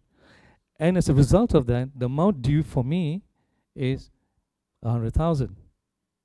And it was due 10 days ago. So this is a payment claim. It's not a letter of demand. A letter of demand is where you say, in the event you don't pay, I'll take you to court. A payment claim is making an assertion, pay. That means you must have a crystallized amount due. So you cannot say it will become due in 2 weeks' time, for example. Now, let's get back to part C. It must be the works or services you've got to describe. So let me give you a typical example. Payment claim number 1. It may constitute of many things, roadworks, earthworks, exterior lighting, whatever it is. But your dispute is only on the exterior lighting. So if you want to narrow down your dispute, you say, okay, this is where the dispute is. What are the advantages of narrowing down the dispute? It helps the adjudicator make a quicker decision instead of looking all over, because that's where your dispute is. That's your focus. So you identify your works of service. But even if you don't do that, you'll say, okay, it is to do with payment claim number 1 for this particular project, for whatever service is rendered. Fine, it's understood, right?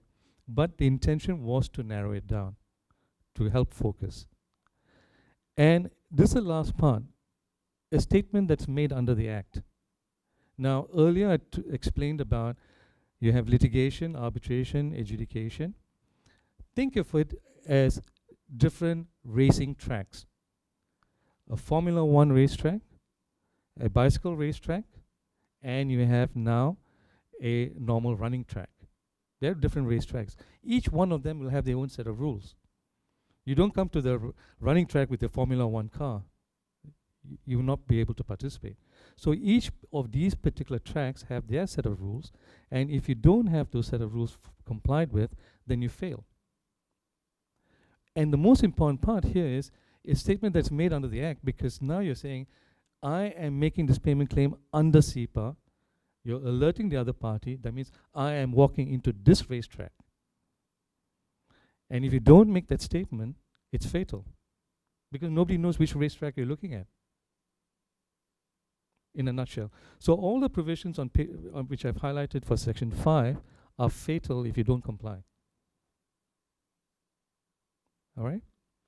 Now you have Section 6, which is a payment response, which is where the other side party will say, okay, you know, insofar as your payment claim that you have made, I would like to respond and say, no, you're not entitled to this for whatever reason.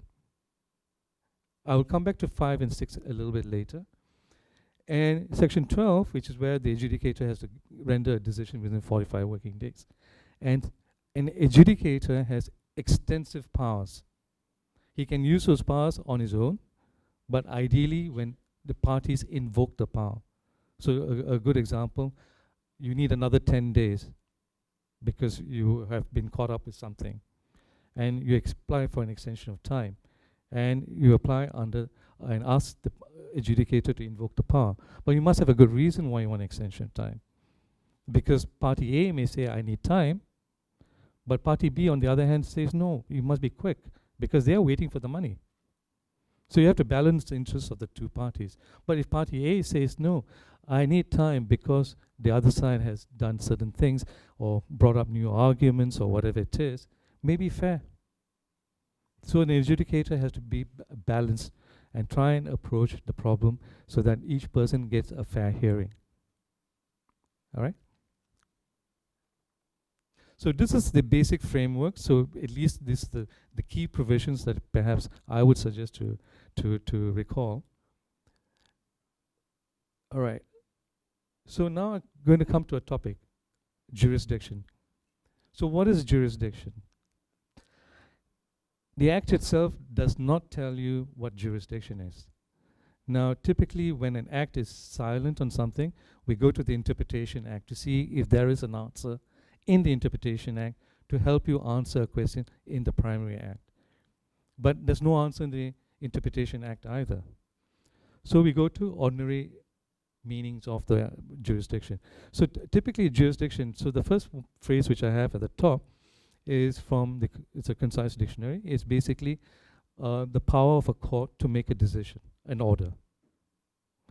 And the case law which I have below is Ketua Pengarah Custom, is an old decision where it also means any legal authority, and if I remember correctly, in that case was customs officer. Okay, and this is an old decision. This is a Raja Azlan Shah decision. He was a chief judge at that time. So essentially, it is conferring an authority to a third person to make a decision for you. Who's the referee in that game, or the referee in that dispute? So sometimes you hear the phrase referee or umpire instead of an adjudicator, for example. It means a person who sits as a neutral person making a decision about two persons who have a dispute. Incidentally, if anybody wants to interrupt and ask me a question as I go along, do feel free. Okay, and where does this authority come from? The authority comes from, in this particular case, it comes from statute, but it can also be by agreement.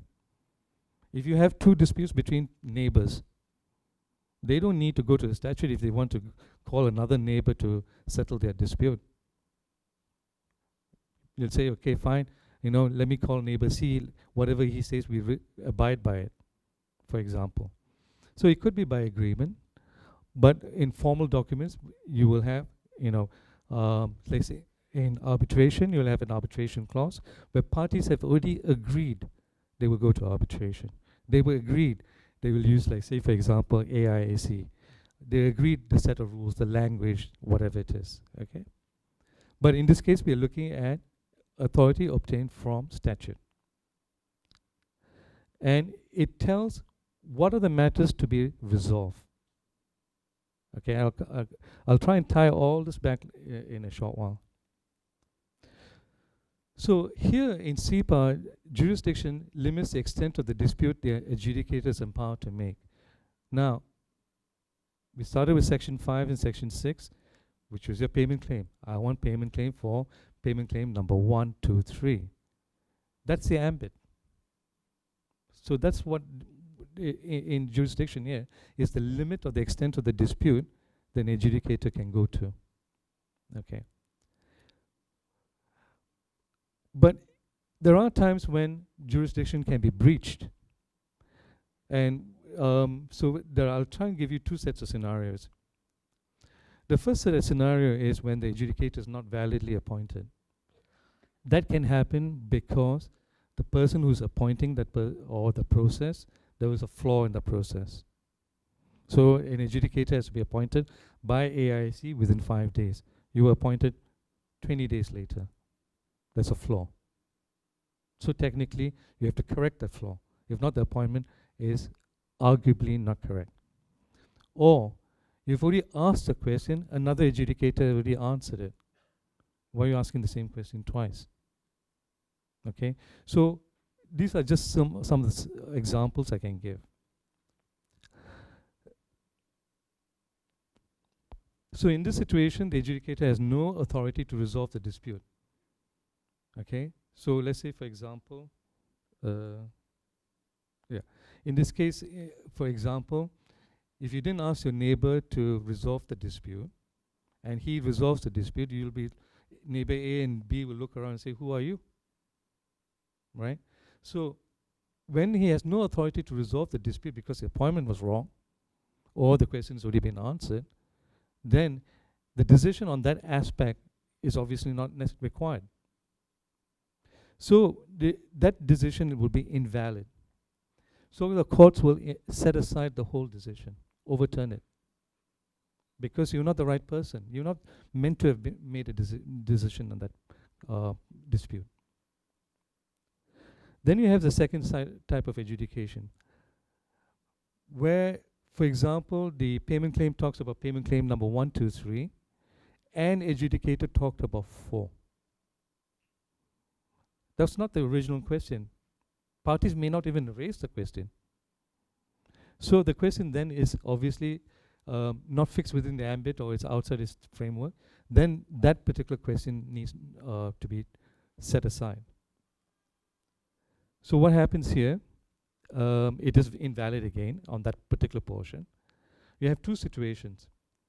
If the party opposes that decision, says this question was not meant to be answered, if that decision can be carved out, that part will be carved out. But if the decision is intermingled with the rest of it, and you can't carve it out, then the courts will overturn it or set it aside. Okay? So the question is, if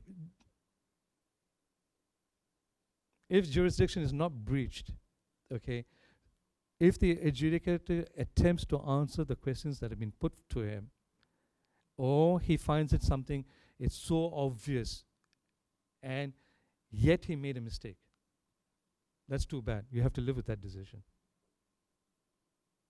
Because that's part and parcel of going to an adjudicator. Right? And there's no right of appeal in Sipa. But the reason why there's no right of appeal, because it's temporary binding. What does temporary binding mean? Party A and Party B went for dispute resolution. You got an answer. Both are happy with the answer. It's binding one. But if Party A doesn't like the answer for some reason, it will try and say there's something irregular about this reasoning or answer, then they will try and set it aside. So it's temporarily binding in that sense. It's also temporarily binding because now Party A and B went in. You still can go to arbitration on the same question or litigation, because this is supposed to be a quick answer.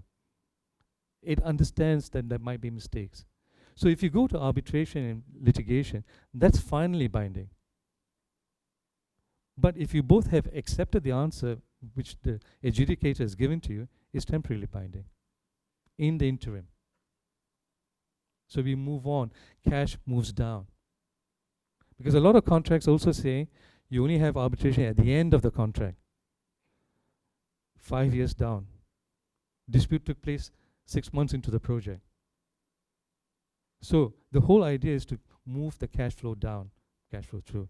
I don't know, I think I see a lot of people here, but those of us who were in the construction industry in financial crisis in 1997 was very interesting times. Okay, payment terms went from 3 months credit to cash on delivery. Okay, so because I'm a mechanical engineer, I saw that happen when all the equipment is coming from overseas, suppliers ceased to supply. Okay, so cash flow is very important, and projects struggled at that time. Okay. So the question now, an adjudicator may investigate his jurisdiction. So why am I going back and focusing a lot about the adjudicator on this whole process? Because if the decision is not sound, you're going to go back to square one. The challenges that David was talking about. You're a project manager. You have to try and, you don't want, even if you're not participating in it directly, you want to make sure you don't go back to square one, so that you move on. It defeats the purpose of going back to square one. So even as a project manager, if you see something, try and make sure those problems don't crop up. It's in your interest as well, because a client will then, whichever client, it might be the contractor, it might be employer, or it might be a subcontractor, whoever your client might be, they all get affected, right? So as let's say an interested party, to try and make sure that there's no hiccups. So there is something which is what they say you can investigate and make sure. So let's say when we write awards, we try and make sure and say, okay, is there an amount due? Yep, there is. Is there a due date? Yes, there is. Is there facts that looks like cause of action? Yes, there is. He didn't cite the provision. How does he have a cause of action? At that point itself, you have to try, as an adjudicator, you'll try and say, okay, either you resign or you try and say, what's going on. Okay, because ultimately, if you have the decision, then the decision is going to be overturned. And the case which I cited there, that's what happened. All right. In arbitration, there's something called competence. Competence means you check whether you're competent enough to make that decision on that question. So the Act allows you to make that. You have the power to make that decision. In adjudication, you don't have that power. But when you do these checks, it's for your own purpose. But if parties agree that your decision is binding, arguably it should be allowed in. All right?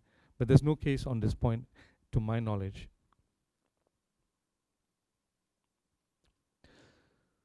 Okay, so what is jurisdiction for the purpose of Sipa?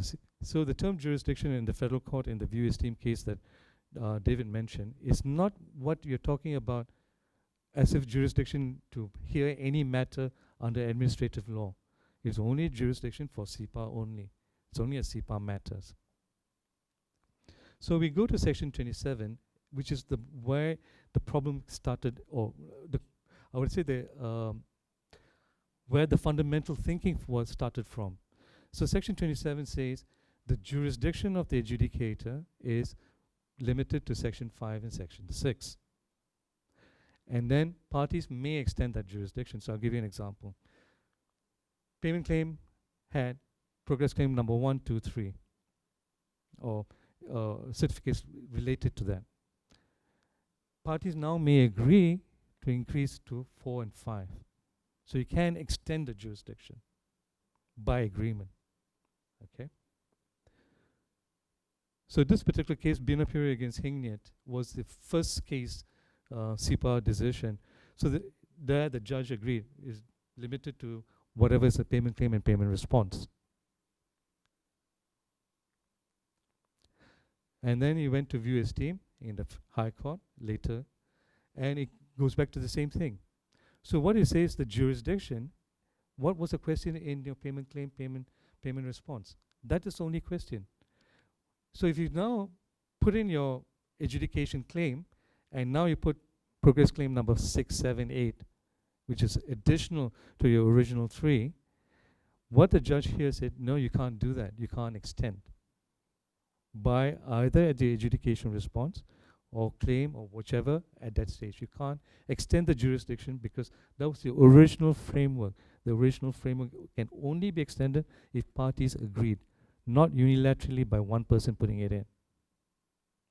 So in that particular matter, as David pointed out, the payment response was silent on 1 or 2 points. So they raised it in the adjudication response, say, oh yeah, by the way, I have also this as a defense. All right? So the Court of Appeal agreed with the High Court. So, but if you look at section 10 in the adjudication response, it says, you shall be given the chance to answer anything in the adjudication claim. So the viewers team in the federal court says, hang on a minute, by this, it means the fact that you raise certain things in your adjudication claim, even though it was not raised in your payment response, you have the right to resist that particular portion at the adjudication response, even though you didn't raise it at that stage. Okay, so this was the broad framework that took place at that point in time. So again, what is jurisdiction? So let's come back. In this particular case, there was a savings provision because there's a new act. So they used what they call a Section 41 savings, which means what happens if the case has already been decided in court or started in litigation before the act came into play. So the other side argued the savings provision applied because there was an older case which was decided on parts of it. So that's the argument they put forward. So what the judge said in the federal court, this is a fundamental point. That means the savings provision, by it, you cannot step into Sipa at all. So there's an absolute lack of jurisdiction. But otherwise, the federal court also refers to the other case, which is terminal parentis, to try and describe 3 types of jurisdiction. What they say is core jurisdiction, competence, and contingent. Core jurisdiction is like the example I gave earlier. Is this a construction contract? Is it a shipping contract? So to give you an example, a very interesting case was, I can't remember the first name party, but the second party is Mir-Var, M-I-R Valves. It was a floating platform storage oil facility. Okay, it's basically a ship. The question is that a shipping contract or was it a construction contract?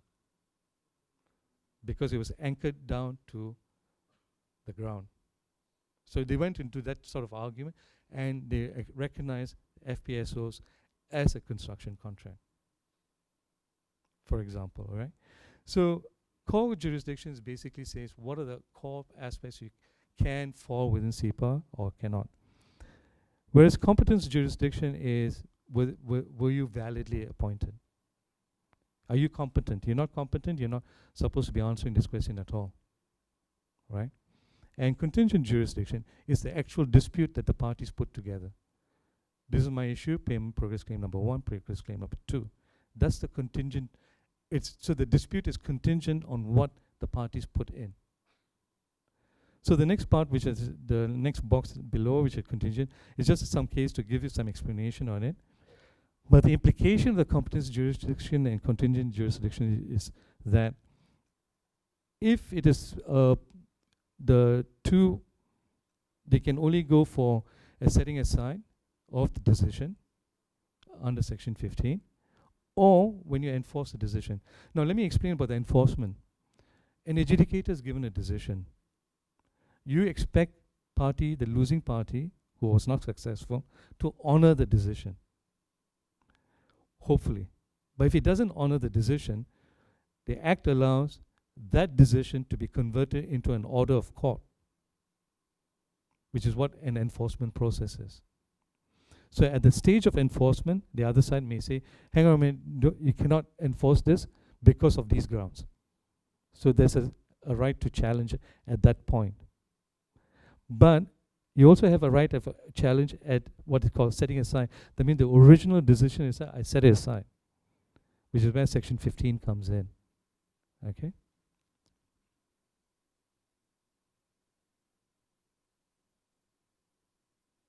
Okay, I'll give you a case of YB engineering because it's the first line, which is an issue arises when a material proposition of law refers back to an old case. What is an issue? One says of one fact, and the other side says another fact. then there's an issue. One side says blue, the other side says green. That's an issue. And that's a dispute. Right? And the last line, but if both sides is blue, even though it looks different, it's not open to a court to interpret otherwise, because that's an agreed fact. Right? So I go back to this original, it's an old case which was referred back in Court of Appeal, just to show what is an issue, what is a dispute.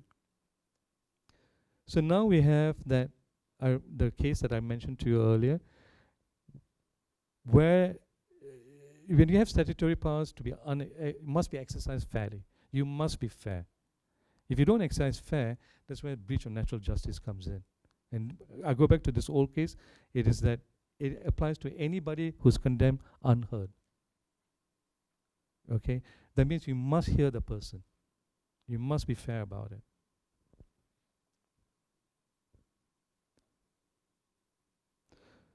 So what is the rule of natural justice? It requires hearing procedural fairness. Now your procedural fairness, even though I'm talking about adjudication, it applies to you.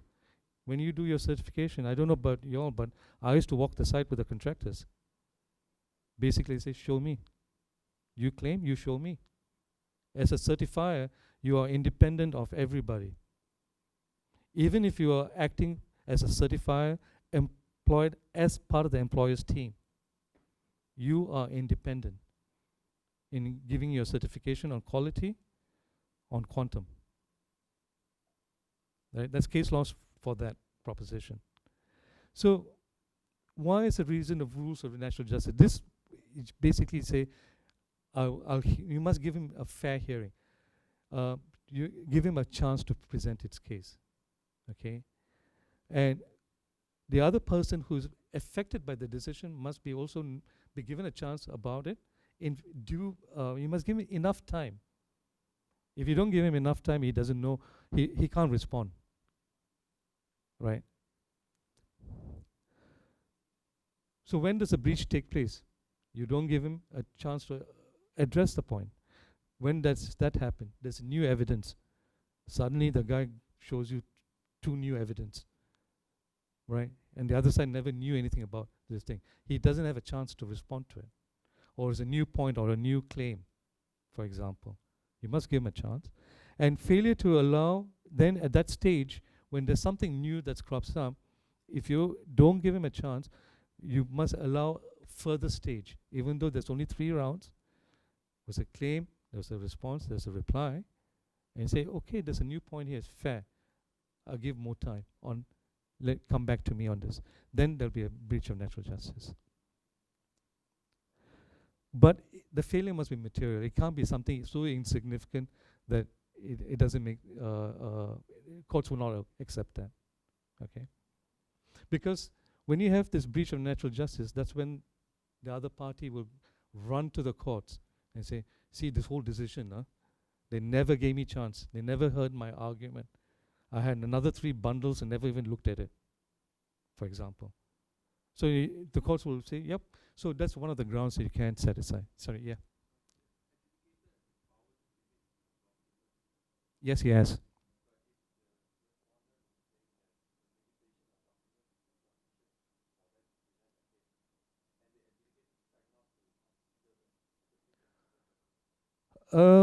It depends on how, okay, if the parties have agreed, let's say for example, if parties have agreed up front on the limits of the length of the document, then you follow that. So that means parties say, for example, we'll have agreed with 20 pages, for example. It could be imposed by the adjudicator. So an adjudicator should jump in very early, right at the beginning and say, this is the limit. It deemed agreed. Because adjudicators say these are the order.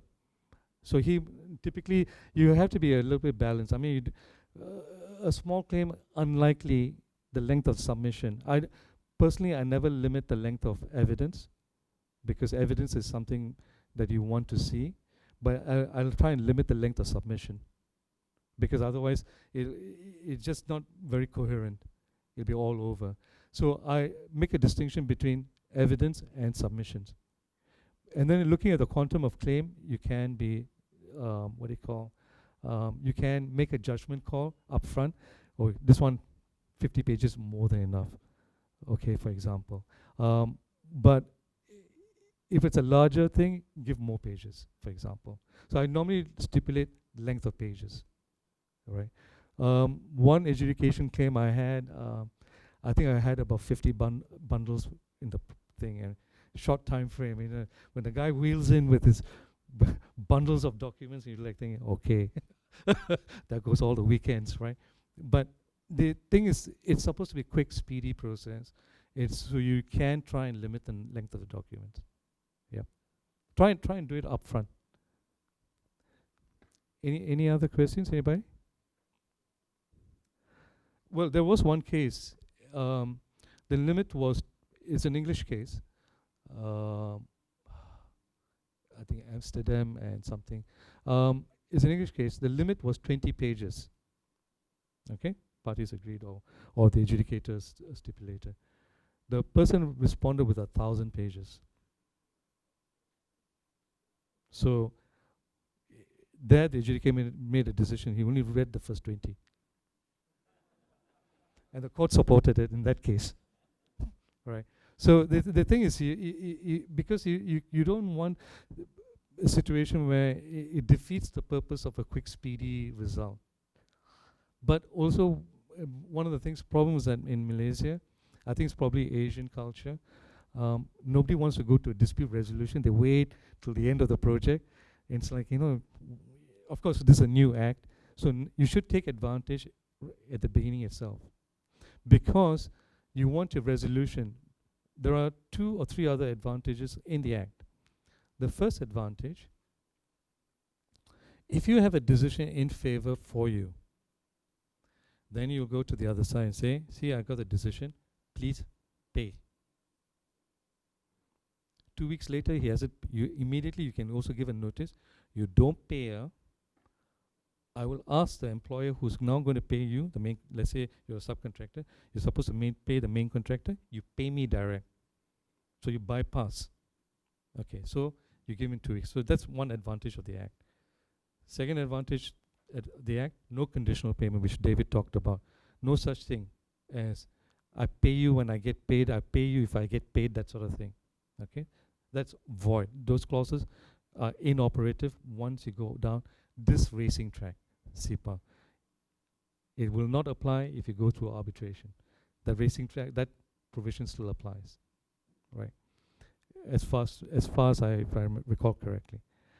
But the third advantage is if you're a main contractor who was not paid, say after 2 weeks, you have the right to suspend work or slow down, claim for extension of time, and loss and expenses arising thereof. Right now, you can't do that. Because if you do that, when a person doesn't pay you, you've breached the contract. But with a decision, if the decision is in your favor and it's still not being paid, the idea is not, why do you continue doing the work? So the act now protects the person who is supposed to be paid and is still not being paid. Okay, so there are other advantages of the act itself in that sense. Okay, breach, insufficient time to address items. When Sipa itself is a very tight time frame. Worst case scenario, all the evidence comes on a major holiday. You know, you're just packing up your bags to fly off somewhere, and all the documents arrive, and you're the respondent. You'll be thinking, "Oh no," you know, you don't have time to respond, for example. So, but adjudicator has to make a judgment call on that. So if it's up before a major holiday, and he can see, yes, there are no staff there, he has to make a judgment call whether to grant an extension of time, yes or no. But if it's a large organization, equally represented by, because we are Malaysia, we have all 3 races, for example, and the others can step in, for example, maybe he may say no. Because the other side is also dependent and they want a quick answer. You've got to balance both sides. Okay. Item addressed but not considered. Okay, what happens here is that the adjudicator says, yeah, but I don't think it was actually the original question. Therefore, I'm not going to answer. So he's narrowed down the scope of thing. That's a breach of natural justice because you asked the question. I want an answer for progress claim number 1, 2, 3. But for some reason, he knocked out 3. You're not satisfied. So there'll be a breach of natural justice. So it's either a legitimate point which is raised, a point of defense, of particularly defense law, or misunderstanding the jurisdiction. Say, oh, it's not within the jurisdiction, so let me take it out. Or you're going to consider an unknown item. That means the adjudicator, yes, you use your own knowledge, but you must be fair. If it is not in front of you, it's not in front of you. But if it's, the question would be, is it a view that is obvious? If it's a view that's obvious, I'm not going to ask someone, prove me 2 + 2 is 4, right? It is obvious. So if it is obvious to an industry practitioner, which is why people with industry knowledge should be required, because they will know what is obvious, right? But if it is not obvious, and the classic case, which I'll cite later, is an English case on Balfour Beatty, and if I remember correctly, expert 1, expert 2 presented their modes of calculation. Adjudicator used his own. So it was not a way of calculation which was in front of him in the table. That is not obvious. But it would be obvious if it, like, say, for example, looking at the drawing, and if you measure 1 meter, no matter who measured it, if the other person got it wrong, you don't have to go back and ask him and say, hey, is this, you sure you put 100 meters? It's obvious. And that would be an error of finding of fact, which an adjudicator is entitled to make. So, for example, he includes a view he gets from a third person. You're not supposed to talk to anybody else. An adjudicator, you work on your own. You don't call up and say, hey, how? Because that's the reason why they want people with 7 years experience. Then you go through the training program. And one of the, where people with technical background have the greatest difficulty is to write an award, to actually write a decision. The lawyers do better on that, but they have difficulties on the technical questions. Okay, so, but eventually you're supposed to have a balance of both. And with time, once you start writing, you will get practice. Then you know, oh, I made this mistake last time, I'll try and avoid this or something like that. I mean, try not to make a mistake, but or maybe a style, maybe something else.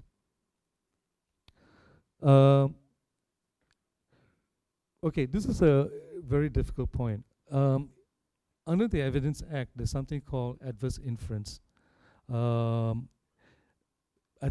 believe the slides will be handed to you all afterwards, so feel free to distribute. I got no problems. The Evidence Act has what's called adverse inference. I ask you a question, you never answered. So I draw an adverse inference. Some example, like say, which is like in court, for example, witness supposed to turn up, witness didn't turn up. The other side will argue something happened there, adverse inference, for example. Okay, so adverse inference is under the Evidence Act, but Evidence Act doesn't apply here. So the question is, can you draw an adverse inference, right? It's good if you're going to draw an adverse inference to inform the other party and maybe ask a question, the person never answers a question, then you write the same question and say, you fail to answer this question, I'm going to draw an adverse inference. Just to be fair, just to be sure, so that they can never challenge and say, you see, you never told me you draw an adverse inference. Because all sorts of questions will then be raised in court. As lawyers, we will have to do that. It's expected of us, right? To find the flaw in the decision, so that our clients will say, okay, because they feel aggrieved. They feel unhappy about the decision for whatever reason. And then, of course, the classic case is you decided on something which is outside the jurisdiction. And this is a case on a unilateral communication. It was a case where the adjudicator had a private conversation with one of the parties, and the other party didn't know about it. So it was challenged and they succeeded on the grounds of breach of rules on natural justice, because the other side may say certain things. So I'll give you two simple examples. Includes a view formed through advice obtained from a third party. You go to the security guard, hey, the contractor was on site that day. Security guard nowhere in the, he say, yeah. Maybe he got it wrong. Maybe he's talking about something else. It's an untested evidence. Okay, that's one example of it. Where in this particular case was where the adjudicator had a private conversation with the party. Now, there is something in this particular act which is also quite unique, is where we have inquisitorial powers. Now, our system of laws is what's called adversarial. Party A argues with party B in court. Both sides present your case. Adversarial. This is what we call the common law tradition. But the civil law tradition is where the judge steps in to the arena. He asks questions. Okay? And that's called inquisitorial powers. So adjudicators have inquisitorial powers. But you got to be very careful. When you do an inquisitorial power, is to inquire about a particular thing. But you shouldn't be inquiring so as to get evidence, because that was the original case that the person was supposed to make.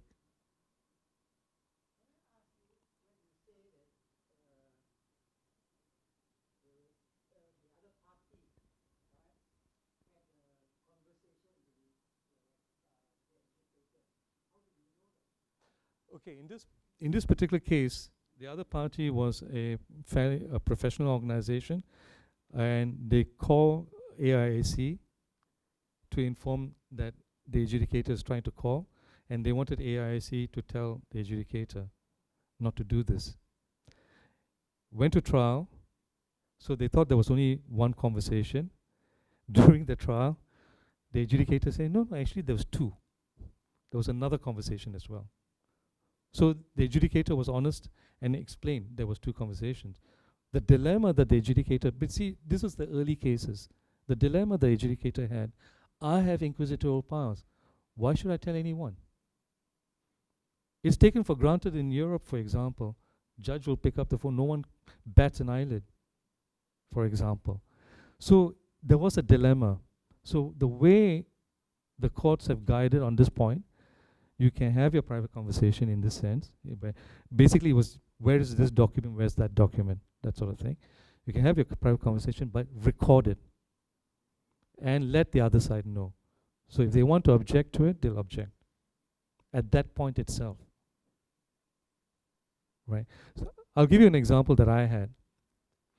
I had a phone call, and the party called me frantic, and the deadline to submit was noon of that day, and we agreed to service by email. And they called me at 12:30 and say, we can't do service by email, we have a power failure, our server's down. And they were saying, can you help us, give us an hour extension of time? Okay, so they called me, and personally I didn't like them calling me, but fine. I said, fine, I will respond on this. So I immediately wrote an email to everybody saying, okay, this conversation took place. Server's down, I've granted extension of time until 3. Right? And in that email, I went further. Of course, this is, if it's power down, in this case it was a server down. If it's power down, it's a bit more difficult. What I suggested to the parties is, send a fax to everyone. I have a server down. Everybody's on the same page. The whole idea is there's no miscommunication. That's the difficulty. Because sometimes you'll say something on the phone, and then you have something else in writing, then it becomes very difficult. So it's always better to go back in common. Emails are, in that sense, quite useful. Right? But I recorded the conversation, I sent it out, no one batted an eyelid. Yep, go ahead.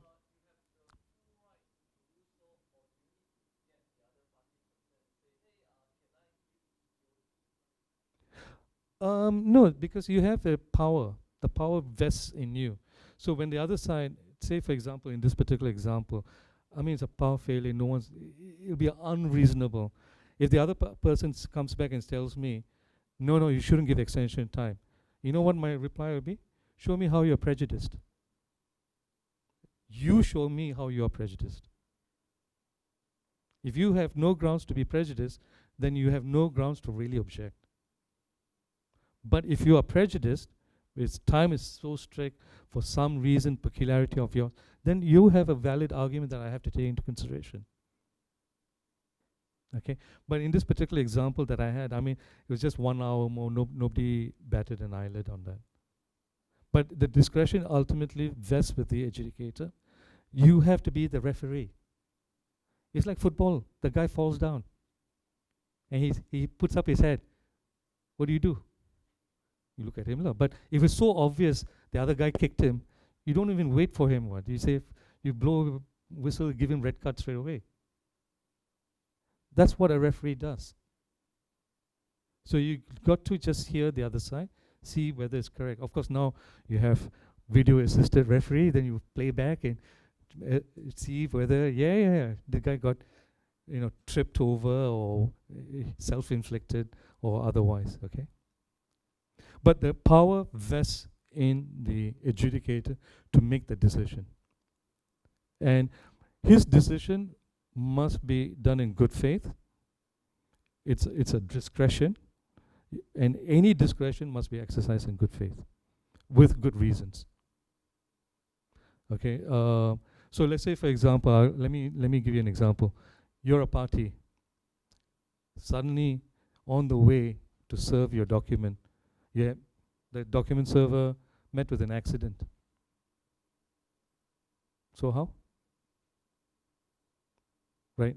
Then 2-3 hours later, the party calls you and say, hey, actually, the person serving the document, his motorbike slipped and he's in hospital. I'm sorry, can I have an extension of time? You got to deal with it. You got to be so the objective test is what would a reasonable person faced with the same problem decide. You can't go wrong there. Yep. Does that answer your question? All right. Any other questions?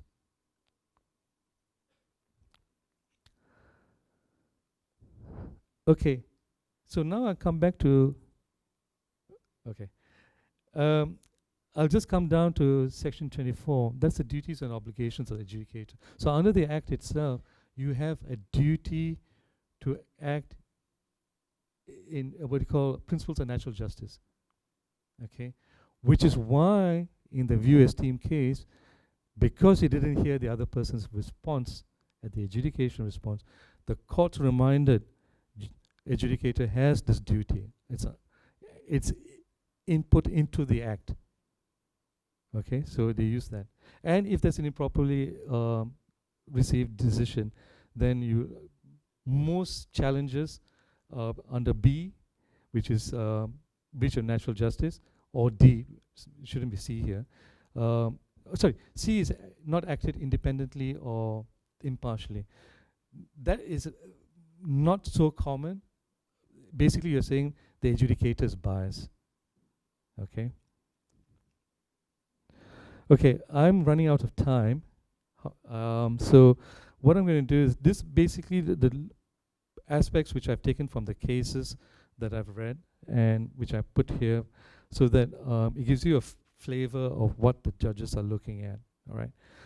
All the cases which are in normal text are High Court decisions.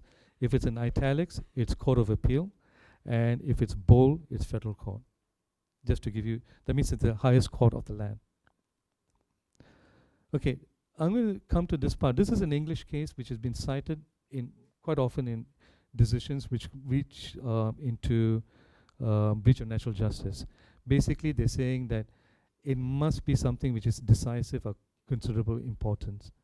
If it is not, it's immaterial, just move on, because adjudication is supposed to be part of a speedy process.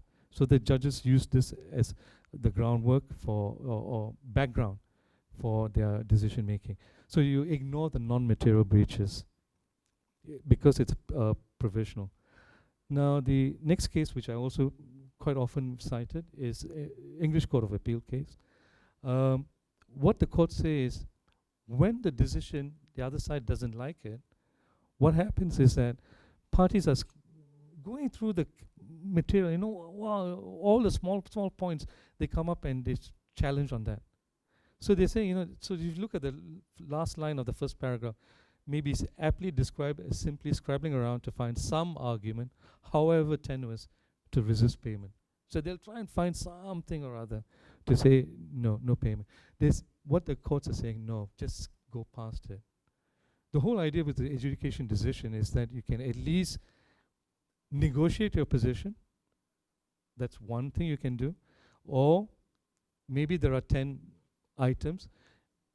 You have to ask yourself, maybe out of the 10, say, oh yeah, 8, even though I didn't succeed, fairer. But 9 and 10, I don't agree. If you're going to go for litigation or arbitration, you narrow down to the 9 and 10. No point talking about 1 to 8 again. You're just wasting time, right? And you know, you got to how to come to terms with the decision that's come out against you, right? Okay, this is my second last slide. What I've done is on the far right, the typical grounds raised, okay? So it's just one column by itself. And in the middle, I split into 2 parts where I show from case law what are the examples where breach occurs, breach of natural justice, and examples of where breach has not occurred. So for example, if the adjudicator looks at the decision or the evidence and say, where can, you know, I'm not going to accept this evidence, it's wholly unreliable, it was not signed, for example. Okay, that's his call. Or he gives low weightage to the evidence because the evidence doesn't sound correct. Weightage is something, again, an adjudicator's call. That's not a breach of natural justice. That's too bad. Because you're a referee. Sometimes you'll say offside. Offside, lah. You go back to football. Okay, this is what are the steps that you would do if you have rules of natural justice is breached and whatever. This is more for the lawyers. Just to let you know, this is the same set of slides I use for the lawyers and which I will use for the engineers, so you're not differentiated in any way or anything like that, okay? All are equally treated. There's no breach of natural justice there. Okay, this is a part which is in my last slide.